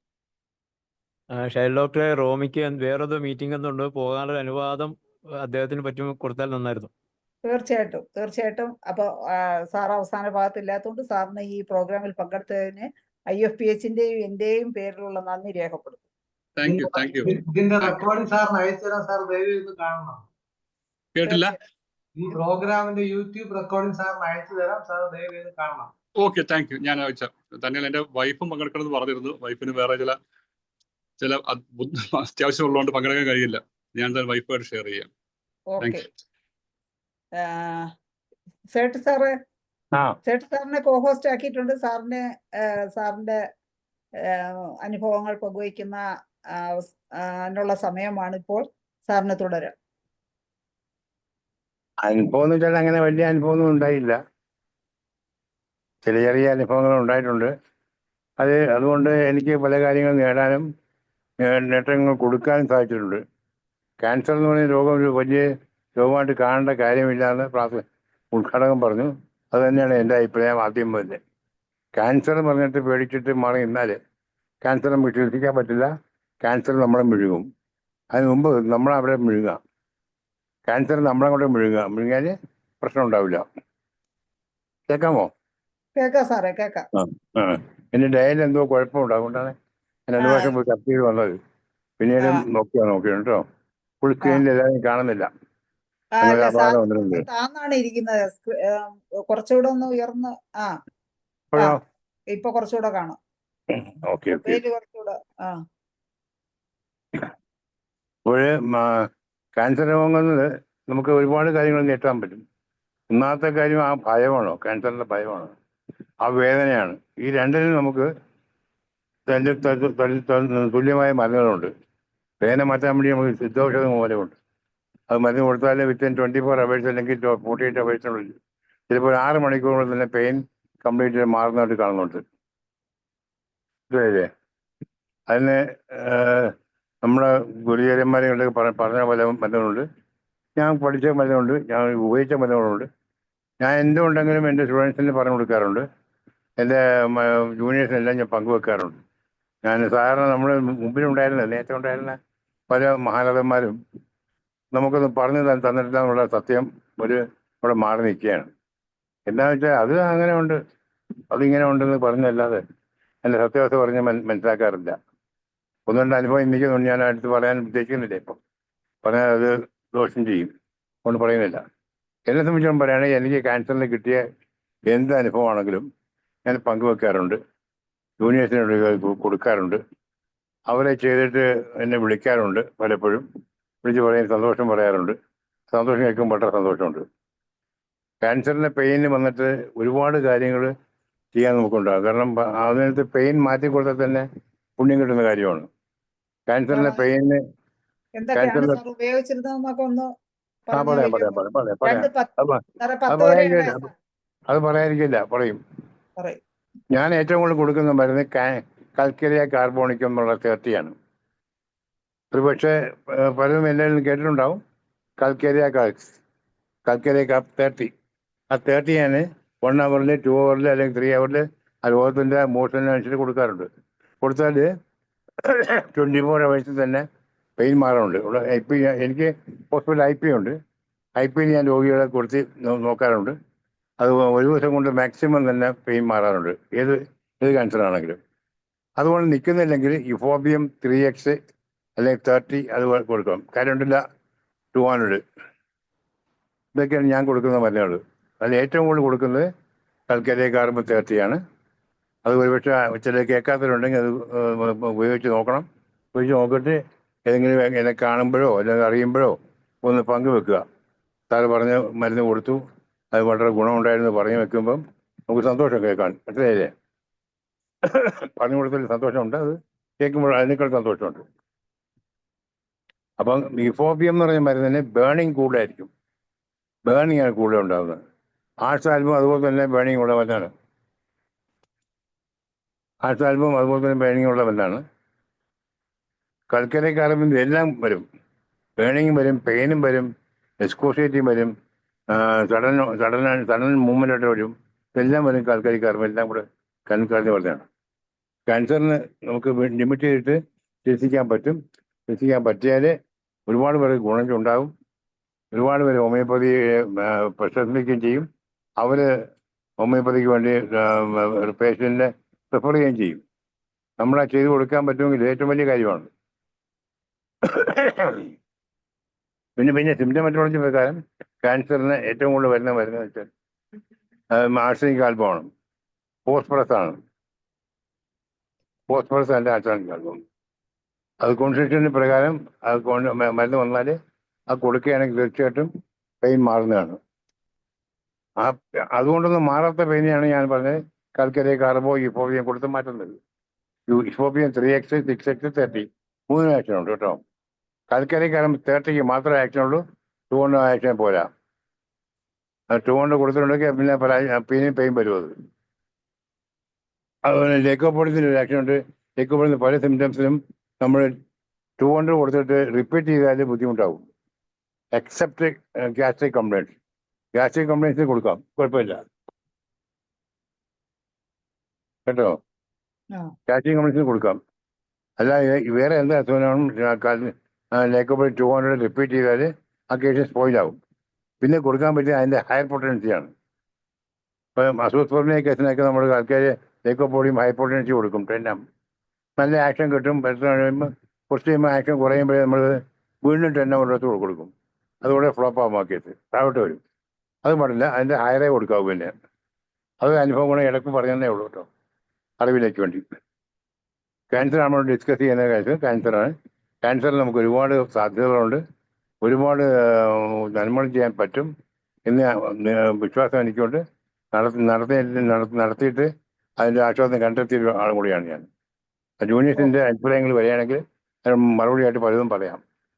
ശരി സാറേ, എങ്കിൽ അടുത്ത ആളിനോട്ട് സാർ തുടരുമെന്ന് പ്രതീക്ഷിക്കുന്നു. അടുത്തത് ഡോക്ടർ ബിന്ദു ജോൺ പുൽപ്പറമ്പലിനെ ക്ഷണിക്കാം.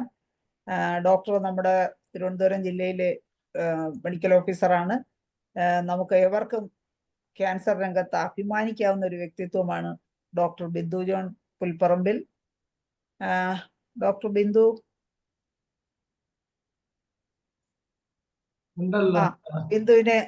ബിന്ദുവിനെ ഞാൻ വളരെ സ്നേഹപൂർവ്വം ഒരു ഇന്നത്തെ സ്പീച്ചിലേക്ക് സ്വാഗതം ചെയ്യുന്നു. തുടങ്ങാം ഡോക്ടർ. ഇന്നത്തെ ഈ പ്രസക്തമായ ഒരു വിഷയത്തില് ചർച്ചയ്ക്ക് പങ്കെടുക്കാൻ ഞാൻ ശരിക്കും വളരെയധികം സന്തോഷമുണ്ട്. പ്രത്യേകിച്ചും സേറ്റ് സാറിനെ പോലെയുള്ള അധ്യാപകര്, സാറിനെ പോലത്തെ എക്സ്പീരിയൻസ്ഡ് ആയിട്ടുള്ള നമ്മുടെ പ്രിൻസിപ്പൽ ആയിട്ടിരുന്ന സാറ് ഈ വേദിയിലുള്ളത് സന്തോഷകരമായ ഒരു കാര്യമാണ്. ശരിക്കും ക്യാൻസർ എന്ന് പറയുന്ന ഒരു അസുഖത്തിന് ഏറ്റവും സ്റ്റിഗ്മ കണക്ട് ചെയ്തിട്ടുള്ള ഒരു അസുഖമായിട്ടാണ് നമ്മൾ മനസ്സിലാക്കുന്നത്. കാരണം ഇപ്പോഴും എന്തുകൊണ്ടാണ് ഇത്രയും കേരളത്തിൽ പോലും ക്യാൻസറിന്റെ കോംപ്ലിക്കേഷൻസ് വന്നിട്ട് മരണപ്പെടുന്നവരുടെ കണക്ക് നോക്കിക്കഴിഞ്ഞാൽ അത് അറിയാൻ പറ്റും. നമുക്ക് തുടക്കത്തിലെ കണ്ടുപിടിക്കാൻ പറ്റുന്ന പല ക്യാൻസേഴ്സുമാണ്. ബ്രസ്റ്റ് ക്യാൻസർ, തൈറോയിഡ് ക്യാൻസർ, അല്ലെങ്കിൽ ഓറൽ ക്യാൻസേഴ്സ്. ഇതെല്ലാം ഇഗ്നോർ ചെയ്യപ്പെട്ടിട്ട് അതിന്റെ കോംപ്ലിക്കേഷൻസ് ആയി കഴിഞ്ഞിട്ട് മരണപ്പെടുന്ന ഒരു അവസ്ഥയാണ് കാണുന്നത്. അപ്പൊ അത് എന്തുകൊണ്ടാണെന്ന് വെച്ചാൽ ഏറ്റവും സ്റ്റിഗ്മ അറ്റാച്ച്ഡ് ആണ് എന്നുള്ളതാണ് അതിന്റെ ഒരു റീസൺ. ഞാനൊരു ക്യാൻസർ പേഷ്യന്റ് ആണ് എന്ന് പറഞ്ഞാൽ സൊസൈറ്റിയിൽ ഒറ്റപ്പെട്ടു പോകുന്ന അവസ്ഥ, അല്ലെങ്കിൽ അങ്ങനെയുള്ള പേടി ഒരുപാട് പേർക്കുണ്ട്. അപ്പൊ അതുകൊണ്ട് തന്നെ പലപ്പോഴും പ്രാരംഭ ലക്ഷണങ്ങളൊക്കെ സ്വന്തമായി കണ്ടുപിടിക്കുമ്പോഴും ഒരു ഡോക്ടറിന്റെ അടുത്ത് എത്താതെ 2-3 വർഷം അത് വെച്ചുകൊണ്ടിരുന്നിട്ട് പിന്നീട് നിവൃത്തിയില്ലാത്തൊരു ഘട്ടത്തിൽ മാത്രമാണ് ചികിത്സയ്ക്ക് എത്തുന്നത്. അപ്പോൾ അങ്ങനത്തെ ഒരു അവസ്ഥ, ഒരു സ്റ്റിഗ്മ അറ്റാച്ച്ഡ് ആയിട്ടുള്ള ഒരു അവസ്ഥ, ഒരു രോഗാവസ്ഥയാണ് ഇത് എന്നുള്ളതൊരു ദുഃഖകരമായ ഒരു സത്യമാണ്. പിന്നെ അതുപോലെ തന്നെ ഏറ്റവും അധികം ഫൈനാൻഷ്യൽ ടോക്സിസിറ്റി ഉള്ള ഒരു അസുഖം എന്ന് ക്യാൻസറിനെ വിശേഷിപ്പിക്കാം. ക്യാൻസർ ട്രീറ്റ്മെന്റിൽ ഏത് സാമ്പത്തിക നിലയിലുള്ള ആളാണെങ്കിലും ഏറ്റവും അധികം ആ വ്യക്തിയും കുടുംബവും സാമ്പത്തികമായ ബുദ്ധിമുട്ടിലേക്ക് പോകുന്ന ഒരു അവസ്ഥ നമുക്ക് കാണാൻ പറ്റും. ഇപ്പോൾ ഒരു ഇടത്തരം കുടുംബങ്ങളിലെ അംഗങ്ങളാണെങ്കിലോ അതിന് താഴെയുള്ള ആൾക്കാരാണെങ്കിലോ പിന്നെ നമുക്കത് വളരെ പ്രയാസത്തോടെയാണ് അവരുടെ കാര്യങ്ങൾ കേൾക്കാൻ ഉള്ള അവസ്ഥ ഉണ്ടാവുക. അപ്പൊ ഈ 2 കാരണങ്ങൾ കൊണ്ട് തന്നെ വളരെ ഭയപ്പാടോടുകൂടി കാണുന്ന ഒരു സ്ഥിതിവിശേഷം അത് മാറേണ്ടിയിരിക്കുന്നു. അപ്പൊ ഈ ഫൈനാൻഷ്യൽ ടോക്സിസിറ്റിക്ക് ഹെൽപ്പ് ചെയ്യാവുന്ന ഒരു കമ്പോണന്റ് ആണ് ഹോമിയോപ്പതിയുമായിട്ടുള്ള ഒരു ഇന്റഗ്രേഷൻ. കാരണം ഹോമിയോപ്പതിക്ക് ക്യാൻസർ ട്രീറ്റ്മെന്റിൽ ഉള്ള സ്കോപ്പ് വളരെ അധികമുണ്ട്. ഒന്ന്, നമുക്ക് 2 രീതിയിലാണ് പേഷ്യൻസ്, 2 കാറ്റഗറിയിലുള്ള പേഷ്യൻസ് ആണ് ഹോമിയോപ്പതിയിലേക്ക് വരുന്നത്. ഒന്നുകിൽ ഹോമിയോപ്പതി ട്രീറ്റ്മെന്റ് മാത്രം എടുക്കേണ്ട സാഹചര്യമുള്ളത്, അല്ലെങ്കിൽ കൺവെൻഷണൽ ട്രീറ്റ്മെന്റിന്റെ ഒപ്പം ഹോമിയോപ്പതിക് ട്രീറ്റ്മെന്റും കൂടെ യോജിപ്പിച്ചു പോകാൻ ആഗ്രഹിക്കുന്നവർ. പലപ്പോഴും സാമ്പത്തികമായ ബുദ്ധിമുട്ട് കൊണ്ടോ മറ്റ് സാഹചര്യങ്ങൾ കൊണ്ടോ ഹോമിയോപ്പതിയിലേക്ക് വരുന്ന ഒരു വിഭാഗം പേഷ്യൻസും ഉണ്ട്. പക്ഷെ നമുക്ക് കൃത്യമായ ഒരു റോള് ഹോമിയോപ്പതിക്ക് ഉണ്ട് ഓരോ തരം ക്യാൻസറിനും, ഓരോ സ്റ്റേജ് ഓഫ് ക്യാൻസറിനും. അപ്പോൾ ക്യാൻസറിന്റെ പൊതുവായ ഒരു സ്വഭാവത്തിൽ നമുക്ക് ആ രോഗി സഫർ ചെയ്യുന്ന ഏറ്റവും ബുദ്ധിമുട്ടുള്ള സിംറ്റം, അത് വേദനയാണ് അല്ലെങ്കിൽ മറ്റെന്തെങ്കിലും സിംറ്റം ആണ്, അതിനെ അഡ്രസ്സ് ചെയ്യാൻ ഹോമിയോപ്പതിക്ക് സാധിക്കും. പിന്നെ ഹോമിയോപ്പതി മെഡിസിൻസ് ഉപയോഗിക്കുന്ന, നമുക്ക് പലപ്പോഴും റിസർച്ച് പേപ്പേഴ്സും അതല്ലാതെ തന്നെ പേഷ്യൻസിന്റെ അനുഭവങ്ങളും ചൂണ്ടിക്കാണിക്കുന്ന വസ്തുത ക്വാളിറ്റി ഓഫ് ലൈഫ് ഇംപ്രൂവ്മെന്റ് എന്നൊരു വസ്തുതയിലാണ്. ആ പേഷ്യന്റിന്റെ ജീവിത നിലവാരം മെച്ചപ്പെടുത്താനായിട്ട് ഹോമിയോപ്പതി മരുന്ന് ഉപയോഗിക്കുന്നതിലൂടെ സാധിക്കുമെന്നുള്ളത് ഒരു ടെസ്റ്റിമണി തന്നെയാണ്. പിന്നെ അവരുടെ ഒരു ജനറൽ വെൽബീയിങ്ങിന്റെ ഒപ്പം തന്നെ അവരുടെ ആയുർദൈർഘ്യം എന്താണോ അവർക്ക് നിശ്ചയിക്കപ്പെട്ടിരിക്കുന്ന ഒരു കാലദൈർഘ്യം, അതിനപ്പുറത്തേക്ക് നല്ല രീതിയിൽ ബെറ്റർ ക്വാളിറ്റിയിൽ ലൈഫ് പോകുന്നതായിട്ട് നമുക്ക് കാണാൻ പറ്റും. ക്ലിനിക്കൽ പ്രാക്ടീസിലൂടെ കാണാൻ പറ്റുന്ന ഒരു കാര്യമാണ്. പിന്നെ അതൊന്നുമല്ലാതെ കൺവെൻഷണൽ ട്രീറ്റ്മെന്റിന്റെ സൈഡ് എഫക്ട്സ് ഒഴിവാക്കാൻ അത് പേഷ്യൻസ് തന്നെ ഇപ്പോൾ അത് ചൂസ് ചെയ്യുന്നുണ്ട്. കീമോ റേഡിയേഷന്റെ സൈഡ് എഫക്ട്സ്, അതല്ലെങ്കിൽ പലപ്പോഴും ഇപ്പൊ റേഡിയേഷൻ ഇൻഡ്യൂസ്ഡ് ഡെർമറ്റൈറ്റിസ് അല്ലെങ്കിൽ മ്യൂക്കോസൈറ്റിസ്, ടൊമറ്റൈറ്റിസ് അങ്ങനെയുള്ള കണ്ടീഷൻസ്, അതൊന്നും അല്ലെങ്കിൽ ക്യാൻസറുമായിട്ട് ഡയറക്ട്ലി ബന്ധമില്ലാത്ത ഒട്ടനവധി രോഗലക്ഷണങ്ങൾ ഒരു ക്യാൻസർ പേഷ്യന്റിനെ വലയ്ക്കാറുണ്ട്. കോൺസ്റ്റിപ്പേഷൻ, വിശപ്പില്ലായ്മ, അരുചി, അല്ലെങ്കിൽ ഉറക്കക്കുറവ്. ഇതൊന്നുമല്ല ഹോമിയോപ്പതിയുടെ ഒരു ഹോളിസ്റ്റിക് ആസ്പെക്റ്റില് മെന്റൽ ഇമോഷണൽ ആയിട്ടുള്ള ആസ്പെക്ട്സ് കവർ ചെയ്യാൻ പറ്റുന്ന മറ്റൊരു വൈദ്യശാസ്ത്രം ഇല്ലാന്ന് തന്നെ നമുക്ക് പറയാൻ പറ്റും. അപ്പൊ ഈ ഉള്ളൊരു ലെവലിൽ ഒരു വ്യക്തിയെ ശരിക്കും ആ ഇൻഡിവിജ്വലൈസ്ഡ് ആയിട്ട് കാണാൻ പറ്റുന്ന ഒരു ചികിത്സാശാസ്ത്രം എന്ന രീതിയിൽ ക്യാൻസർ എന്ന ഒരു കോംപ്ലിക്കേറ്റഡ് മയാസ്മാറ്റിക് കണ്ടീഷൻ വളരെ നന്നായിട്ട് അഡ്രസ് ചെയ്യാൻ പറ്റും. മോഡേൺ മെഡിസിൻ ഇപ്പൊ പേഴ്സണലൈസ്ഡ് മെഡിസിൻ എന്നും പ്രിസിഷൻ മെഡിസിൻ എന്നും എല്ലാം പറയുന്ന വാക്കുകൾ ഉപയോഗിക്കുന്നുണ്ട്. ഇപ്പോ ശരിക്കും നമ്മൾ മാറ്ററിൽ നിന്ന് മോളിക്യൂളിലേക്ക് പോകുന്നു എന്നുള്ളതാണ് സത്യം. അപ്പോൾ ഒരു ജനറ്റിക്കലി ഉള്ള ഒരു ക്യാൻസർ പേഷ്യന്റിന്റെ ജനറ്റിക്സ് അല്ലെങ്കിൽ അവരുടെ മോളിക്കുലാർ ലെവലിലെ ചേഞ്ചസ്, അവരുടെ സെല്ലുലാർ ചേഞ്ചസ്, അപ്പം അങ്ങനെ ഡ്രഗിന്റെ മനുഷ്യനിൽ ആക്ട് ചെയ്യുന്നത് അത് കുറച്ചും കൂടെ സൂക്ഷ്മതയോടുകൂടി എത്തിക്കാൻ പറ്റുന്ന ഒരു പ്രിസിഷൻ മെഡിസിനിലേക്ക് എത്തപ്പെടാൻ കൺവെൻഷണൽ സിസ്റ്റം ശ്രമിക്കുമ്പോൾ ഹോമിയോപ്പതി അതിൽ വന്നിരിക്കുന്നത്. ഇപ്പൊ നമ്മളുടെ ടെക്സ്റ്റ് ബുക്സിൽ തന്നെ എഴുതി വെച്ചിട്ടുണ്ട്. ഇപ്പൊ ഏതൊരു അസുഖമാണെങ്കിലും, ഇപ്പൊ ക്യാൻസർ ആയിക്കൊള്ളട്ടെ, അല്ലെങ്കിൽ ഏതൊരു അസുഖവും അതിന്റെ റിവേഴ്സിബിൾ ലിമിറ്റ്സിലാണെങ്കിൽ, അല്ലെങ്കിൽ ഒരു ക്യൂറബിൾ തലത്തിലാണെങ്കിൽ, whatever be the stage of the condition and whatever be the age of the patient, whatever is the disease, നമുക്ക് അതിനെ ക്യൂർ ചെയ്യാൻ പറ്റും. അങ്ങനെ ക്യൂർ ചെയ്യാൻ പറ്റാത്തത് ഒരു പാലിയേറ്റീവിന്റെ തലത്തിൽ ആ വ്യക്തിക്ക് രോഗശമനം കിട്ടിക്കൊണ്ടുവരിക്കും. അപ്പൊ ഹോമിയോപ്പതിക്ക് ഒറ്റ ഒരു തത്വമേ ഉള്ളൂ. അത് നമ്മൾ അപ്ലൈ ചെയ്യുമ്പോൾ അവിടെ ആ വ്യക്തിക്ക് ചെയ്യാൻ പറ്റുന്നത് എന്താണോ അത് ആ ആപ്ലിക്കേഷനിലൂടെ സാധിക്കുമെന്നുള്ളത്. ഇത് തന്നെയാണ് ശരിക്കും പ്രിസിഷൻ മെഡിസിനും പേഴ്സണലൈസ് മെഡിസിനും ഇൻഡിവിജ്വലൈസ് മെഡിസിനും എന്നുള്ളത്. ഹോമിയോപ്പതി ഉപയോഗിക്കുന്ന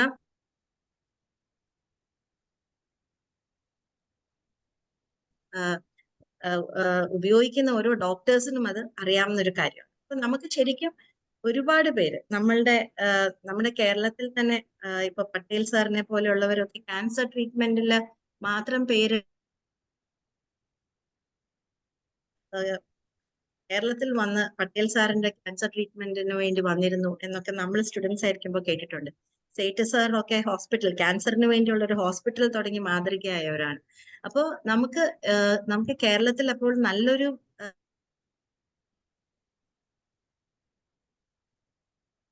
ഹോമിയോപ്പതിയിലേക്ക് ഉറ്റുനോക്കുന്ന ഒരു രംഗമാണ് കാണുന്നത്. കാരണം ഇപ്പൊ നമുക്കറിയാം, റിസർച്ച് പേപ്പേഴ്സിൽ നമുക്ക് അതിനെ കാണാൻ പറ്റും. ഒരുപാട് റിസർച്ച് പേപ്പേഴ്സ് സയന്റിഫിക്കലി വാലിഡേറ്റ് ചെയ്യപ്പെട്ട ഒരുപാട് പേപ്പേഴ്സ്. ഇപ്പൊ യൂണിവേഴ്സിറ്റി ഓഫ് വിയന്നയിലെ മൈക്കിൾ ഫ്രാസ് എന്ന് പറയുന്ന അദ്ദേഹം ഒരു ഓങ്കോളജിസ്റ്റ് ആണ്. കേരളത്തിൽ നടന്ന കോൺക്ലേവ്, ഇന്റർനാഷണൽ ആയുഷ് കോൺക്ലേവിലെ ഒരു മെയിൻ സ്പീക്കർ ആയിരുന്നു അദ്ദേഹം പേഴ്സണലി നടത്തിയ ഒരു റിസർച്ച് ഉണ്ട്. ഒരു ഏകദേശം 481 oncology patient medical university of വിയന്നയിൽ വന്ന ക്യാൻസർ പേഷ്യൻസിൽ അദ്ദേഹം 2 കാറ്റഗറി ആയിട്ട് തിരിച്ചുകൊണ്ട്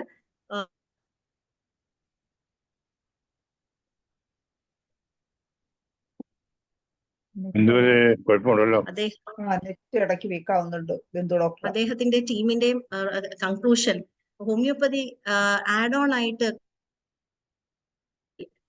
വളരെ നല്ല സിംറ്റമാറ്റിക് കൺട്രോളും അവരുടെ ബെറ്റർ ക്വാളിറ്റി ഓഫ് ലൈഫും കാണാൻ പറ്റിയെന്നുള്ളത്. ഇപ്പൊ ഇതുപോലെ ഒട്ടനവധി പേപ്പേഴ്സ് ഇപ്പൊ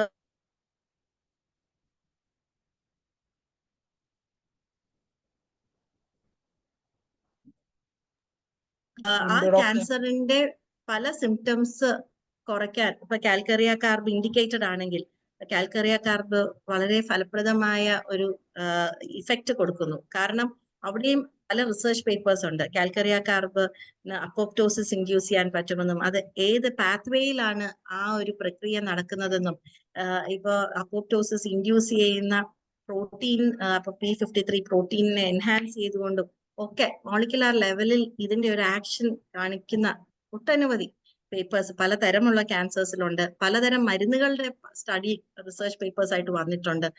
സോറിനവും ഹൈഡ്രാസ്റ്റസും തൂജയും കൊണിയമാക്കും എല്ലാം അതൊക്കെ അതിന്റെ ഉദാഹരണമാണ്. നമ്മുടെ ഇന്ത്യയിൽ തന്നെ സെൻട്രൽ കൗൺസിൽ ഓഫ് CCRH ഇതിന് ഒരു ക്യാൻസർ ട്രീറ്റ്മെന്റിന് ഇനീഷ്യേറ്റീവ് എടുത്തുകൊണ്ട് ഇപ്പൊ പലയിടത്തും മൾട്ടി സെൻട്രിക് ആയിട്ടുള്ള സ്റ്റഡീസും റിസർച്ച് പേപ്പേഴ്സിനും ഒക്കെ ഇനീഷ്യേറ്റീവ് എടുത്തിട്ടുണ്ട്. അപ്പൊ ശരിക്കും നമുക്ക് 2 ആസ്പെക്ട്, ക്ലിനിക്കൽ സൈഡിൽ ഇപ്പൊ ഹോമിയോപ്പതിക്ക് പലപ്പോഴും നമ്മൾ പാലിയേറ്റീവ് സെഗ്മെന്റിൽ പേഷ്യന്റിനെ കാണുമ്പോൾ ചില പേഷ്യൻസിന് ചില ക്യാൻസറിന്റെ ചില ട്യൂമേഴ്സ് ഇന്നോപ്പറബിൾ ആയിട്ടുള്ള സൈറ്റ്സിലായിരിക്കാം, അല്ലെങ്കിൽ അവരുടെ ഏജ് സർജറിക്ക് എഗെയിൻസ്റ്റ് ആയിട്ടായിരിക്കാം, അല്ലെങ്കിൽ അവരുടെ ക്ലിനിക്കൽ ഹെൽത്ത് ഇപ്പൊ ഒരു സർജറിക്ക് പറ്റുന്നതായിരിക്കില്ല. അപ്പോൾ അവർക്ക് അല്ലെങ്കിൽ അവരിൽ കൺവെൻഷണൽ പെയിൻ കില്ലേഴ്സ് ഓപ്റ്റിമൈസ്ഡ് ആയിരിക്കും, മോർഫിനൊക്കെ. അപ്പോൾ ഇതിലൊന്നും ഒരു ഫലം കിട്ടാതെ ഇരിക്കുന്ന ഒരു വ്യക്തിക്ക് ഇനിയും ഒരു മാർഗമില്ലേ എന്നുള്ള ഒരു അവസ്ഥയിലാണ് പലരും ഹോമിയോപ്പതി ട്രീറ്റ്മെന്റ് തേടിയെത്തുന്നത്. അപ്പോൾ അവരിലും നമുക്ക് കാണാൻ പറ്റും ചിലപ്പോ ക്യൂറബിൾ ആവുന്ന അവസ്ഥയിൽ പോലും മെറ്റസ്റ്റാസിസ് റിവേഴ്സിബിൾ ആവുന്നു, പ്രൈമറി ഫോക്കസിന്റെ സൈസ് കുറയുന്നു, അല്ലെങ്കിൽ നേരത്തെ പറഞ്ഞതുപോലെയുള്ള symptomatic relief, quality of life improvement, ഇതെല്ലാം കാണാൻ സാധിക്കുന്നുണ്ട്. അപ്പൊ പേഷ്യന്റിന് സർജറി ചെയ്യാൻ പറ്റില്ല എന്ന് പറയുന്നിടത്ത് ഹോമിയോപ്പതിക്ക് ഒരു സ്റ്റെപ്പ് മുന്നോട്ടേക്ക് പോകാൻ പറ്റും, പേഷ്യന്റിന്റെ കൂടെ നിൽക്കാൻ പറ്റും എന്നുള്ളത് ഹോമിയോപ്പതിയുടെ ഒരു പ്രത്യേകതയായിട്ടാണ് എനിക്ക് തോന്നിയിട്ടുള്ളത്. അപ്പൊ ശരിക്കും നമുക്ക് ഡോക്യുമെന്റേഷൻസിലൂടെ നമ്മളുടെ ഒരുപാട് ക്യാൻസർ ട്രീറ്റ്മെന്റിൽ ഏർപ്പെട്ടിരിക്കുന്ന ഡോക്ടേഴ്സ് ഉണ്ട്. ഇവരുടെ എല്ലാം അനുഭവങ്ങളും ഇവരുടെ എല്ലാം കേസ് റെക്കോർഡ്സും നല്ല രീതിയിൽ ഡോക്യുമെന്റേഷന് വിധേയമായി കഴിഞ്ഞാൽ ശരിക്കും നമുക്കൊരു നല്ലൊരു ഡേറ്റാ ബേസ് കിട്ടും. പിന്നെ നമുക്കൊരു ക്യാൻസർ പേഷ്യൻസിന്റെ ഒരു മീറ്റ്, ഹോമിയോപ്പതി കൊണ്ട് ബെനിഫിറ്റ് കിട്ടുന്ന ക്യാൻസർ പേഷ്യൻസിന്റെ കൂട്ടായ്മ, അത് ഒക്കെ നമുക്ക് പബ്ലിക് അവയർനെസ് വളരെ അത്യാവശ്യമാണ്. നമുക്ക് ക്ലിനിക്കൽ ആസ്പെക്റ്റിലുള്ള ഹോമിയോപ്പതിയുടെ സ്കോപ്പ് ഹോമിയോപ്പതി ഡോക്ടേഴ്സിന് അറിയാം, സയന്റിഫിക്കലി ഉള്ള ഹോമിയോപ്പതിയുടെ സ്കോപ്പ് റിസർച്ചിൽ ഇൻവോൾവ് ആയിട്ടുള്ളവർക്ക് അറിയാം, അല്ലെങ്കിൽ റിസർച്ചിൽ താല്പര്യമുള്ള ഡോക്ടേഴ്സിന് അറിയാം. പക്ഷെ ഏറ്റവും വലിയ ആവശ്യം വരേണ്ടത് പബ്ലിക്കിൽ നിന്നാണ്. അപ്പൊ ക്യാൻസർ ട്രീറ്റ്മെന്റിൽ ഹോമിയോപ്പതിക്ക് എന്തൊക്കെ ചെയ്യാൻ പറ്റും എന്ന ഒരു മെസ്സേജ് പബ്ലിക്കിന് കൊടുത്തു കഴിഞ്ഞാൽ അത് പബ്ലിക് ടേക്കപ്പ് ചെയ്യും. അതാണ് ഇനിയുമുള്ള കാലം. The future is there for homoeopathy in cancer treatment എന്ന് നമുക്ക് പറയാൻ പറ്റുന്ന ഒരു തലത്തിലാണ് ഇപ്പോൾ നമ്മൾ നിൽക്കുന്നത്. ഡോക്ടർ ബിന്ദു ഒന്ന് വൈൻഡപ്പ് ചെയ്യണം, ഒരു 2 മിനിറ്റ്. ശരി. അപ്പൊ ഇന്ന് ബഹുമാനപ്പെട്ട മുഖ്യമന്ത്രി ഇന്ന് നടത്തിയ ഒരു ആരോഗ്യം ആനന്ദം അകറ്റാം അർബുദം, ഈ ഒരു ക്യാൻസർ പ്രതിരോധ ജനകീയ ക്യാമ്പയിനിന്റെ ഉദ്ഘാടനമായിരുന്നു ഇന്ന്. ഇതിന്റെ ഡിസ്കഷൻസിൽ അപ്പൊ റോമി മാത്യു സാറ് പറഞ്ഞു അതിന്റെ റൈറ്റപ്പില് നമ്മുടെ ആയുഷ് സിസ്റ്റംസിന്റെ പേര് കണ്ടില്ല എന്നുള്ളത്. പക്ഷെ അതിന്റെ മീറ്റിങ്ങുകളെല്ലാം നമ്മുടെ ഡിപ്പാർട്ട്മെന്റ് ഹെഡ്സിനെ ഒക്കെ വിളിച്ചിരുന്നു. ഇനിയും ഹോമിയോപ്പതിയുടെ ഇൻസ്റ്റിറ്റ്യൂഷൻസ്, ISMന്റെ ഇൻസ്റ്റിറ്റ്യൂഷൻസ്, നമ്മളുടെ അടുത്ത് private and government organisations and ഇൻസ്റ്റിറ്റ്യൂഷൻസിലൂടെ വരുന്ന ഒരു രോഗി പോലും അർബുദത്തിന്റെ പ്രാരംഭ ലക്ഷണങ്ങൾ അവഗണിച്ചുകൊണ്ട് മുന്നോട്ട് പോകാൻ പാടില്ല. നമ്മളും അവരെ ക്യാൻസർ ഡിറ്റക്ഷന് ഹെൽപ്പ് ചെയ്യണം, ഒരു സ്ത്രീക്ക് ഹെൽപ്പായി നിൽക്കണം എന്നുള്ള ഒരു ജനകീയ ക്യാമ്പയിൻ, അതിന് നമ്മൾക്ക് സ്കോപ്പ് ഉണ്ട്. നമുക്ക് അതിന്റെ ഒരു വളരെ മുൻപിലുള്ള ഒരു പ്രിവെന്റീവ് ആസ്പെക്ട് ചെയ്യാൻ പറ്റും. എന്താണ് നമ്മളുടെ പാരമ്പര്യ ഘടകങ്ങൾ, ഒരു ഹെറിഡിറ്റി അല്ലെങ്കിൽ ഒരു ജനറ്റിക്സിന്റെ ആസ്പെക്റ്റിൽ ഹോമിയോപ്പതിക്കലി തിങ്ക് ചെയ്താൽ ക്യാൻസർ വരാൻ സാധ്യതയുണ്ട് എന്ന് മനസ്സിലാക്കിക്കൊണ്ട് വളരെ മുമ്പേ തന്നെ നമ്മുടെ ഒരു കോൺസ്റ്റിറ്റ്യൂഷണൽ അപ്രോച്ചിലൂടെ ഇതിനെ മോഡിഫൈ ചെയ്യാൻ പറ്റും എന്നുള്ളത് ഹോമിയോപ്പതിയുടെ മറ്റൊരു പ്രത്യേകതയാണ്. അപ്പോൾ എല്ലാ തലത്തിലും പ്രിവെന്റീവ് ആസ്പെക്റ്റില്, ക്യൂറേറ്റീവ് ആസ്പെക്റ്റില്, പാലിയേറ്റീവ് ആസ്പെക്റ്റില്, റിസർച്ചിന്റെ ലാംഗ്വേജില്, ഇനിയുമുള്ള ഫ്യൂച്ചറിസ്റ്റിക് പോയിന്റില്, പേഴ്സണലൈസ്ഡ് ആയിട്ടുള്ള പ്രിസിഷൻ മെഡിസിന്റെ പോയിന്റില് ഒക്കെ ഹോമിയോപ്പതിയുടെ സ്കോപ്പ് ഉണ്ട് എന്ന് പറഞ്ഞുകൊണ്ട് ഇങ്ങനെ ഒരു അവസരം, ഇങ്ങനൊരു ചർച്ച ഉണ്ടായതിൽ IFPHനുള്ള നന്ദിയും കൂടെ പറഞ്ഞുകൊണ്ട്, ഇങ്ങനെ ഒരു അവസരം തന്നതിന് പറഞ്ഞുകൊണ്ട് ഞാൻ നിർത്തി. ഓക്കെ, വളരെ സന്തോഷം ഡോക്ടർ ബിന്ദു ജോൺ പുൽപ്പറമ്പിൽ. വളരെ വ്യക്തമാക്കി കാര്യങ്ങൾ പറഞ്ഞു തന്നു. ഇപ്പോൾ നിലവിലുള്ള ഹോമിയോപ്പതി ക്യാൻസറിന്റെ പ്രസക്തി, എന്തൊക്കെയാണ് ചെയ്യേണ്ടത്, ഇതെല്ലാം വളരെ വ്യക്തമായി തന്നെ പറഞ്ഞു ബിന്ദു. വളരെ സന്തോഷം. അടുത്തത് നമുക്ക് ഡോക്ടർ സജിമോനെ ക്ഷണിക്കാം. ഡോക്ടറെ ഒന്ന് അൺമ്യൂട്ട് ചെയ്ത്. ശരി, ഓക്കെ. ആദ്യമായി ലോക ക്യാൻസർ ദിന ചർച്ചയിൽ എന്നെ ഒരിക്കൽ കൂടി ക്ഷണിച്ച് ഞാൻ IFPHനോട് നന്ദി രേഖപ്പെടുത്തുകയാണ്. അതുപോലെ തന്നെ ഞാൻ ബഹുമാനിക്കുന്ന സേഠ് സാറിനോടൊപ്പം എനിക്ക് ഈ വേദി പങ്കിടാൻ സാധിച്ചതിൽ ഞാൻ വളരെയധികം അഭിമാനിക്കുകയാണ്. ഈ ക്യാൻസർ ദിനാഘോഷ പരിപാടി എന്ന് പറയാൻ പറ്റുകയില്ല, എന്നാൽ ക്യാൻസർ ദിന ആചരണം പലപ്പോഴും ജനങ്ങൾ പ്രതീക്ഷിക്കുന്നതാണ്, എക്സ്പെക്റ്റേഷനാണ് പലപ്പോഴും ഹോമിയോ സമൂഹത്തിൽ നിന്ന് നമ്മൾ കൊടുക്കേണ്ടത് എന്നാണ് എൻ്റെ അഭിപ്രായം. പലപ്പോഴും ഇതുപോലുള്ള ഡിസ്കഷനിൽ ഒരു സങ്കീർണ അവസ്ഥയെ പറ്റി പറയുന്നതിലുപരി സാമൂഹ്യപരമായ ചുറ്റുപാടുകളിൽ ഹോമിയോപ്പതി സിസ്റ്റം വളരേണ്ടത് ആവശ്യത്തെപ്പറ്റി ഒരു ചിന്തയാണ് അനിവാര്യമെന്ന് എനിക്ക് തോന്നുന്നു. കാരണം ക്യാൻസർ രോഗികളെ അതിജീവനത്തെ സഹായിക്കുക, അത് മെഡിസിൻ മാനേജ്മെൻറ്റോടുകൂടിയും മാനസികമായ പിന്തുണ നൽകുകയൊക്കെ ചെയ്യാൻ സാധിക്കുന്ന ഒരു സിസ്റ്റം ഹോമിയോപ്പതി ആണെന്ന് നമുക്ക് എല്ലാവർക്കും അറിയാവുന്നതാണ്. അതുപോലെ അതിജീവനത്തിനോടൊപ്പം തന്നെ ഇപ്പം നമ്മുടെ സർക്കാർ ഇന്ന് പ്രഖ്യാപിച്ചിരിക്കുന്ന ആ പ്രോട്ടോക്കോളുകൾ നമ്മൾ ഉൾക്കൊള്ളേണ്ടതാണ് എന്നാണ് എനിക്ക് ഈ അവസരത്തിൽ പറയാനുള്ളത്. ക്യാൻസർ ഇല്ല എന്ന് പൂർണ്ണമായും ഉറപ്പാക്കുന്ന ഒരവസ്ഥ ജനങ്ങളിൽ എത്തിക്കുക എന്നുള്ള ഒരവബോധം ഹോമിയോ സമൂഹത്തിനും ഉണ്ട് എന്നുള്ളത് ഓർക്കുക നല്ലതായിരിക്കും എന്നെനിക്ക് ഈ അവസരത്തിൽ പറയാൻ സാധിക്കുന്നു. അതുപോലെ തന്നെ ക്യാൻസറിൻ്റെ അവഗണിക്കാൻ പാടില്ലാത്ത ലക്ഷണങ്ങൾ മനസ്സിലാക്കി കൊടുക്കുക സമൂഹത്തിന്. ഇതൊക്കെ ഒരു ബോധവൽക്കരണ പരിപാടിയിൽ നമ്മൾ ഊന്നി പ്രവർത്തിക്കേണ്ടതാണ് എന്നുള്ളതാണ് ഈ അവസരത്തിൽ സന്ദേശമായിട്ട് എനിക്ക് പറയാനുള്ളത്.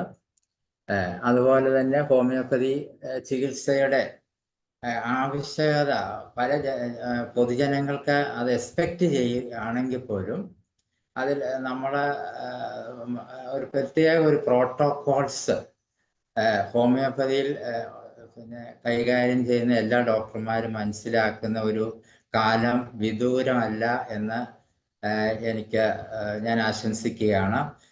പലപ്പോഴും മാനദണ്ഡങ്ങളിൽ നമ്മൾ ശാരീരിക മാനസികമായിട്ടുള്ള അവസ്ഥകളെ പരിഗണിച്ചുകൊണ്ടുള്ള കോൺസ്റ്റിറ്റ്യൂഷണൽ ഡ്രഗുകൾ പരിശോധിക്കുമ്പോൾ അതിൻ്റെ കോശങ്ങളുടെ സ്റ്റഡിയെ പറ്റിയും അതുപോലെ തന്നെ അതിൻ്റെ സവിശേഷതകളെ പറ്റിയും അതിനുതകുന്ന മരുന്നുകളെ പറ്റിയൊക്കെ പഠനങ്ങൾ അനിവാര്യമാണ്. അതുപോലെ uncontrolled behaviour or wandering cells ഇതിനെപ്പറ്റിയുള്ള സവിശേഷതകളെ പറ്റി പ്രതിപാദിക്കുക. അതുപോലെ തന്നെ റെപ്പർട്ടോറിയൽ അനാലിസിസിൽ കൂടെ കൂടുതൽ വിശദമായ പഠനങ്ങൾ നടത്തുക. അത് എത്രമാത്രം കോൺസ്റ്റിറ്റ്യൂഷണൽ ഡ്രഗ് വഴി അത് രോഗശമനം വരുത്തും എന്നുള്ള കാര്യം നമ്മൾ മനസ്സിലാക്കുക. ഇതൊക്കെ ഇതിൽപ്പെടുന്നതാണ്. അതുപോലെ തന്നെ ക്യാൻസർ കോശങ്ങളുടെ ഉൽപാദനം തടയാനും അതുപോലെ സ്വയം നശീകരണ പ്രവണത കൂട്ടാനുള്ള കഴിവ് അപ്പോറ്റോസിസ് ഡ്രഗുകളെ വേർതിരിച്ച് പഠനം നടത്തുക, അത് മനസ്സിലാക്കുക, അത് ആ പ്രോട്ടോക്കോളിൽ വരുത്തി അത് ജനങ്ങൾക്ക് ഉപകാരമായ രീതിയിൽ അഡോപ്റ്റ് ചെയ്യാനുള്ള ഒരു പ്രത്യേക മാനദണ്ഡം പരിശീലിക്കുകയും അത് കൂടുതൽ ഡോക്ടർമാർ അത് കൈകാര്യം ചെയ്യാൻ സമർത്ഥരാകുകയും ചെയ്യുക എന്നുള്ള ഒരു അനിവാര്യമാണ്. നമ്മുടെ അപ്പോറ്റോസിസ് ഡ്രഗുകൾ പെടുന്ന വിസ്കാർബ്, ഫൈറ്റോലക്ക, തൂജ, കൊണിയം, കാർസിനോസിൻ ഇതെല്ലാം ഇതിൻ്റെ അകത്ത് ഉദാഹരണം ഉള്ള മരുന്നുകൾ തന്നെയാണ്. അതുപോലെ തന്നെ നോസോഡുകളുടെ പഠനങ്ങൾ പലപ്പോഴും നമ്മുടെ ഇന്റർകറന്റ് റെമഡിയൽ ഉപരി തന്നെ കോൺസ്റ്റിറ്റ്യൂഷണൽ ഡ്രഗുകളോടൊപ്പം അതുപോലെ തന്നെ നോസോഡുകൾ വളരെ ഫലപ്രദമായിട്ട് തന്നെ ഹോമിയോപ്പതിയിലെ ക്യാൻസർ ചികിത്സയ്ക്ക് ഉപയോഗിക്കാം എന്നുള്ള ഇതിനകം തന്നെ പഠനങ്ങൾ തെളിയിച്ചിട്ടുണ്ട്. അതിനെപ്പറ്റി കൂടുതൽ സ്റ്റഡി ചെയ്യുക. അതുപോലെ തന്നെ ശാസ്ത്രീയമായ ഈ മരുന്നുകളായി അഡോപ്റ്റ് ചെയ്യാൻ ഡോക്യുമെന്റേഷൻ്റെ കാര്യം ഡോക്ടർ ബിന്ദു പറഞ്ഞതുപോലെ തന്നെ നമ്മൾ ആധുനിക വൈദ്യശാസ്ത്രത്തിനോടൊപ്പം നിയോ അഡ്ജുവൻ്റായിട്ടും മെയിൻ്റനൻസ് തെറാപ്പിയും അതുപോലെ തന്നെ ഡീബൾക്ക് ചെയ്തുള്ള പോസ്റ്റ് സർജിക്കൽ മെത്തേഡിൽ കൂടെ ഒക്കെ നമ്മൾ മരുന്ന് നൽകാൻ ഉത്തരവാദിത്തപ്പെട്ടവരാകുകയും നിർബന്ധിതരാകുകയും ചെയ്യുന്നുള്ളതാണ് സത്യം. അപ്പോൾ അതിനെപ്പറ്റി കൂടുതൽ പഠനങ്ങളും അതിനെപ്പറ്റിയുള്ള മാനദണ്ഡങ്ങളും നമ്മൾ സവിശേഷതമായിട്ട് പ്രിപ്പയർ ചെയ്യേണ്ടത് അനിവാര്യമായിരിക്കുകയാണ്. അതുപോലെ തന്നെ chemotherapy, radiation therapy, immuno therapy എന്നിവയുടെ പാർശ്വഫലങ്ങൾ അതിനെ മാനേജ് ചെയ്യുന്ന വിധം അതിനെ സഹായിക്കുന്ന മരുന്നുകൾ പലപ്പോഴും കീമോയും റേഡിയേഷനെ സഹായിക്കുന്ന മരുന്നുകൾ കൂടി ഹോമിയോപ്പതിയെ നമുക്ക് കാണിക്കാൻ സാധിക്കുക എന്നുള്ളതാണ് എൻ്റെ ഒരു നിരീക്ഷണം. അതുപോലെ തന്നെ നമ്മൾ കൃത്യമായിട്ട് തന്നെ പാലിയേറ്റീവ് കെയർ വേദന നിവാരണം ഉൾപ്പെടെ ശാരീരികവും മാനസികമായിട്ടുള്ള വിഷമതകൾ ആ സോഷ്യോ എക്കണോമിക്കൽ ആസ്പെക്റ്റിൽ നമ്മൾ കൊടുക്കുന്ന സമാശ്വാസം ഇതെല്ലാം ഇതിൽ ഒരു ഹോമിയോപ്പതി ഫിസിഷ്യന് നൽകാൻ സാധിക്കും എന്നുള്ളതാണ് ഞാൻ വിശ്വസിക്കുന്നത്. അതുപോലെ തന്നെ ക്യാൻസറിൻ്റെ പിന്നെ ജനിതക വൈകല്യങ്ങൾ, അതിനെ കൂടുതൽ പഠനങ്ങൾ വരികയായിരിക്കും നമുക്ക് കൂടുതൽ സവിശേഷതരമായ മാനേജ്മെൻറ്റ് നൽകാൻ സാധിക്കുന്നുണ്ട്. അതുപോലെ തന്നെ വൈറോളജിയിൽ അനന്ത സാധ്യതകളാണ് ഹോമിയോപ്പതിയിലുള്ള. വൈറസ് കൊണ്ട് മൂലം പല ക്യാൻസറുകളും ആവിർഭവിക്കുന്നുണ്ട്. അതിനെ നമ്മൾ മാനേജ് ചെയ്യുന്ന വിധങ്ങൾ, അതിനെ എങ്ങനെ നമുക്ക് പിന്നെ കൈകാര്യം ചെയ്യാം എന്നുള്ളതൊക്കെ ഇതിൻ്റെ ഒരു പരമപ്രധാനമായ ലക്ഷ്യമാണ്. അപ്പോൾ ഇതുപോലുള്ള സന്ദർഭോചിതമായ ഒരു റിസർച്ച് ഓറിയൻറ്റഡ് ആയിട്ടും അതുപോലെ തന്നെ ഹോമിയോ സമൂഹം മൊത്തം ഒരു പ്രോട്ടോക്കോളിലേക്ക് ചെല്ലെത്തുകയും ചെയ്താൽ വിദൂരം അല്ലെങ്കിൽ പോലും നല്ല ഒരു ക്യാൻസർ മാനേജ്മെൻറ്റിലേക്ക് നമുക്ക് കടക്കാവുന്നതാണെന്നും അത് സമൂഹത്തിൻ്റെ ഒരു പ്രതീക്ഷയ്ക്ക് കൈവരിയും എന്നുള്ള ഒരു നിഗമനം ആണ് എനിക്ക് ഈ ദിനത്തിൽ എനിക്ക് സന്ദേശമായിട്ട് നൽകാൻ സാധിക്കുന്നത്. ഇതിനെ ഒരു ചുരുങ്ങിയ സമയം കൊണ്ട് എനിക്ക് ഇത്രയുള്ള അവസരങ്ങൾ തന്ന IFH-നോട് ഒരിക്കൽ കൂടി ഞാൻ എൻ്റെ നന്ദി രേഖപ്പെടുത്തുകയാണ്. വളരെ സന്തോഷം ഡോക്ടറെ. ഡോക്ടർ ഹോമിയോപ്പതിയുടെ ക്യാൻസറിലുള്ള എല്ലാ സാധ്യതകളെ കുറിച്ചും ഒന്ന് ഓടിച്ചു. എന്തായാലും എല്ലാ മേഖലകളും എന്തൊക്കെയാണ് ചെയ്യാൻ പറ്റുന്നതെന്നുള്ളതെല്ലാം പറഞ്ഞു. വളരെ സന്തോഷം. അപ്പൊ ഇനി അടുത്തത് നമുക്ക് സമയമില്ല, കാരണം ഇനി നന്ദി പറയേണ്ട സമയമാണ്. അതിന് മറിയാമ്മ ഡോക്ടറെ ക്ഷണിക്കുന്നതിന് മുമ്പ് നമുക്കിപ്പോൾ ഇന്നത്തെ ഒരു കൺക്ലൂഷനിൽ എത്താൻ പറ്റിയത് എല്ലാ ഹോമിയോപ്പതി ഡോക്ടർമാരും ഗവൺമെന്റ് ഡോക്ടർമാരും പ്രൈവറ്റ് ഡോക്ടർമാരും എല്ലാവരും അവെയറായിട്ട് ഇരിക്കേണ്ടത് നമ്മുടെ അടുത്ത് ഇനി വരുന്ന കേസുകളിൽ ഒന്നും ക്യാൻസർ നമ്മൾ ശ്രദ്ധ കുറവുകൊണ്ട് നമ്മൾ കണ്ടുപിടിക്കാതെ ഇരിക്കുന്ന ഒരവസ്ഥ ഉണ്ടാവരുത്. അതിൻ്റെ ഒരു കെയർ എല്ലാവർക്കും ഉണ്ടാവണം നാളെ മുതൽ തന്നെ എന്ന് ആണ് കൂടുതലും ഇതിലുള്ള ഒരു കൺക്ലൂഷനിൽ എത്തിയത്. സർക്കാരിൻ്റെ പോളിസി കൂടി അതാണ്. ഹോമിയോപ്പതി ഡോക്ടർമാരാണെന്ന് വിചാരിച്ച് നമ്മുടെ അടുത്തൊരു ക്യാൻസർ എവിടെയെങ്കിലും അറിഞ്ഞിരിപ്പുണ്ടോ എന്നുള്ളത് കൂടി എല്ലാവരും ഒന്ന് അവെയറായി ശ്രദ്ധിക്കുക. അപ്പൊ ഇനി നമുക്ക് അവസാനിപ്പിക്കേണ്ട സമയമാണ്. ഇതിന്റെ ഇന്നത്തെ ചടങ്ങിന് ഔപചാരികമായി നന്ദി അർപ്പിക്കുന്നതിന് വേണ്ടി ഡോക്ടർ മറിയാമ്മ ജോണിനെ ക്ഷണിക്കുന്നു. എല്ലാവർക്കും നമസ്കാരം. IFH സംഘടിപ്പിച്ച ലോക അർബുദ ദിനം പ്രത്യേക പരിപാടിയുടെ ഉദ്ഘാടന കർമ്മം നിർവഹിക്കുകയും കേരള ക്യാൻ എന്ന ദൗത്യത്തിലൂടെ കേരളത്തിൽ നടത്തപ്പെടുന്ന ബോധവൽക്കരണ പ്രവർത്തനങ്ങളെ കുറിച്ച് വിവരിക്കുകയും ചെയ്ത Manorama news chief coordinating editor Shri Romy Mathew സാറിന് IFH-ന്റെയും ഈ പരിപാടിയിൽ പങ്കെടുത്ത എല്ലാവരുടെയും പേരിൽ ഹൃദയപൂർവ്വം നന്ദി അറിയിക്കുന്നു. ക്യാൻസർ ചികിത്സയിൽ ഹോമിയോപ്പതി എന്ന ചർച്ചയിൽ പങ്കെടുത്ത് ക്യാൻസർ രോഗം മൂലം വേദന അനുഭവിക്കുന്നവർക്ക് ആശ്വാസം കൊടുക്കാൻ സാധിക്കുന്നതിനും ക്യാൻസർ രോഗം ചികിത്സിക്കാൻ സാധിക്കുന്നതിനുമുള്ള ആശ്വാസം പ്രകടിപ്പിച്ച നമ്മളുടെ എല്ലാം പ്രിയങ്കരനും IFH പ്രസിഡന്റുമായ ഡോക്ടർ ഇസ്മയിൽ സൈഡ് സാറിനെ ആദരപൂർവ്വം നന്ദി അറിയിക്കുന്നു. ഈ ചർച്ചയിൽ പങ്കെടുക്കുകയും ക്യാൻസർ രോഗികളുടെ ഭയത്തെക്കുറിച്ചും സാമ്പത്തികമായിട്ടുള്ള ബുദ്ധിമുട്ടിലൂടെ പോകുന്ന അവസ്ഥയെക്കുറിച്ചും ആശങ്ക അറിയിക്കുകയും ഹോമിയോപ്പതി ചികിത്സയിലൂടെ ക്യാൻസർ രോഗികൾക്ക് കൊടുക്കാവുന്ന ചികിത്സയെക്കുറിച്ചും മറ്റ് ചികിത്സയിൽ ഉണ്ടാകുന്ന പാർശ്വഫലങ്ങളിൽ നിന്ന് അവരെ രക്ഷിക്കുന്നതിനെ കുറിച്ചും ക്യാൻസർ രോഗത്തിന്റെ പ്രതിരോധത്തെക്കുറിച്ചും അതിൽ ഹോമിയോപ്പതിയിലുള്ള സാധ്യതകളെ കുറിച്ചും വിവരിച്ച പാലിയേറ്റീവ് കെയർ സ്റ്റേറ്റ് കൺവീനറും പൂവാർ ഗവൺമെന്റ് ഹോമിയോ ഡിസ്പെൻസറിയിലെ മെഡിക്കൽ ഓഫീസർ കൂടിയായ ഡോക്ടർ ബിന്ദു ജോണിനെ സന്തോഷപൂർവ്വം നന്ദി അറിയിക്കുന്നു. ഈ ചർച്ചയിൽ പങ്കെടുക്കുകയും ക്യാൻസർ രോഗികളുടെ അതിജീവനത്തിന് സഹായിക്കുന്നതിനെ കുറിച്ചും ജനങ്ങൾക്ക് ക്യാൻസർ ലക്ഷണങ്ങൾ മനസ്സിലാക്കി കൊടുക്കുന്നതിനെ കുറിച്ചും ഹോമിയോപ്പതിയിൽ ക്യാൻസർ ചികിത്സയിൽ കൂടുതൽ പഠനം നടത്തി മാനദണ്ഡങ്ങൾ കണ്ടെത്തണമെന്നും പ്രോട്ടോകോൾ രൂപീകരിക്കണമെന്നും ആഹ്വാനം ചെയ്യുകയും ചെയ്ത IFH-ൽ ക്യാൻസർ ചികിത്സയെക്കുറിച്ച് അനേകം ക്ലാസുകൾ എടുക്കുകയും ചെയ്യുന്ന ആയുഷ് ആരോഗ്യ കേന്ദ്ര മെഡിക്കൽ ഓഫീസറും കോട്ടയം ജില്ലയിൽ പുതിയതായി ആരംഭിച്ച കുറിച്ചി ഹോമിയോ ആശുപത്രിയിലെ ക്യാൻസർ ക്ലിനിക്കിലെ മെഡിക്കൽ ഓഫീസറും കൂടിയായ സജിമോൻ ഡോക്ടർക്ക് സ്നേഹപൂർവ്വം നന്ദി അറിയിക്കുകയാണ്. ഇന്നത്തെ ഈ പരിപാടിയുടെ ഔപചാരികമായ സ്വാഗതം ആശംസിച്ച സലീംകുമാർ ഡോക്ടർക്ക് സ്നേഹപൂർവ്വം നന്ദി അറിയിക്കുന്നു. ഈ പരിപാടിയുടെ മോഡറേറ്റർ ഷൈല ഡോക്ടർക്കും സന്തോഷപൂർവ്വം നന്ദി അറിയിക്കുകയാണ്. IFPHന്റെ പ്രത്യേക പരിപാടികൾക്ക് പിന്നിൽ പ്രവർത്തിക്കുന്ന Manoj doctor, Dhanesh doctor, Hibert doctor, Anilkumar doctor എന്നിവർക്ക് പ്രത്യേകം നന്ദി അറിയിക്കുന്നു. അതോടൊപ്പം IFPHന്റെ ഭാരവാഹികളും IFPHന്റെ പ്രാരംഭ പ്രവർത്തകരായ ഹോമിയോപ്പതി സ്നേഹികൾ എല്ലാവർക്കും പ്രത്യേകം നന്ദി അറിയിക്കട്ടെ. ഇതിലെല്ലാത്തിനും ഉപരിയായി നമ്മുടെ ഈ സൂമിൽ പങ്കെടുക്കുന്ന ഓരോരുത്തർക്കും, എല്ലാ ഡോക്ടർമാർക്കും, ഹോമിയോപ്പതി സ്നേഹികൾക്കും, വിദ്യാർത്ഥികൾക്കും പ്രത്യേകം നന്ദി അറിയിക്കുകയാണ്. നമ്മുടെ ഈ ചടങ്ങ് ഇത്രയും ഭംഗിയായി നടത്താൻ സഹായിച്ച ഈശ്വരന് നന്ദി അർപ്പിച്ചുകൊണ്ട് നിർത്തട്ടെ. നന്ദി, നമസ്കാരം. നന്ദി പ്രകാശനം നടത്തിയ മറിയാമ്മ ഡോക്ടർക്ക് പ്രത്യേകം നന്ദി അറിയിക്കും. അതെ അതെ അതെ, അതാ ഞാൻ പറയാൻ പോയത്. നന്ദി പ്രകാശ് നടത്തിയ മറിയാമ്മ ഡോക്ടർക്ക് പ്രത്യേകം നന്ദി അറിയിക്കും. നന്ദി സാർ. എന്തായാലും വളരെ നല്ല ജയകുമാർ കണ്ടു, ജയേന്ദ്രൻ ഡോക്ടർ അവിടെ തെലാങ്കാണിക്ക് എനിക്ക് ഞാൻ കണ്ടെന്ന് പറയായിരുന്നു. എന്തായാലും ക്യാൻസർ ദിനത്തോടനുബന്ധിച്ച് നടന്ന പ്രത്യേക പരിപാടി വളരെ നന്നായി നടന്നു.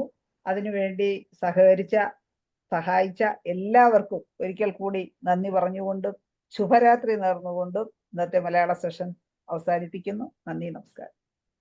ഓക്കെ.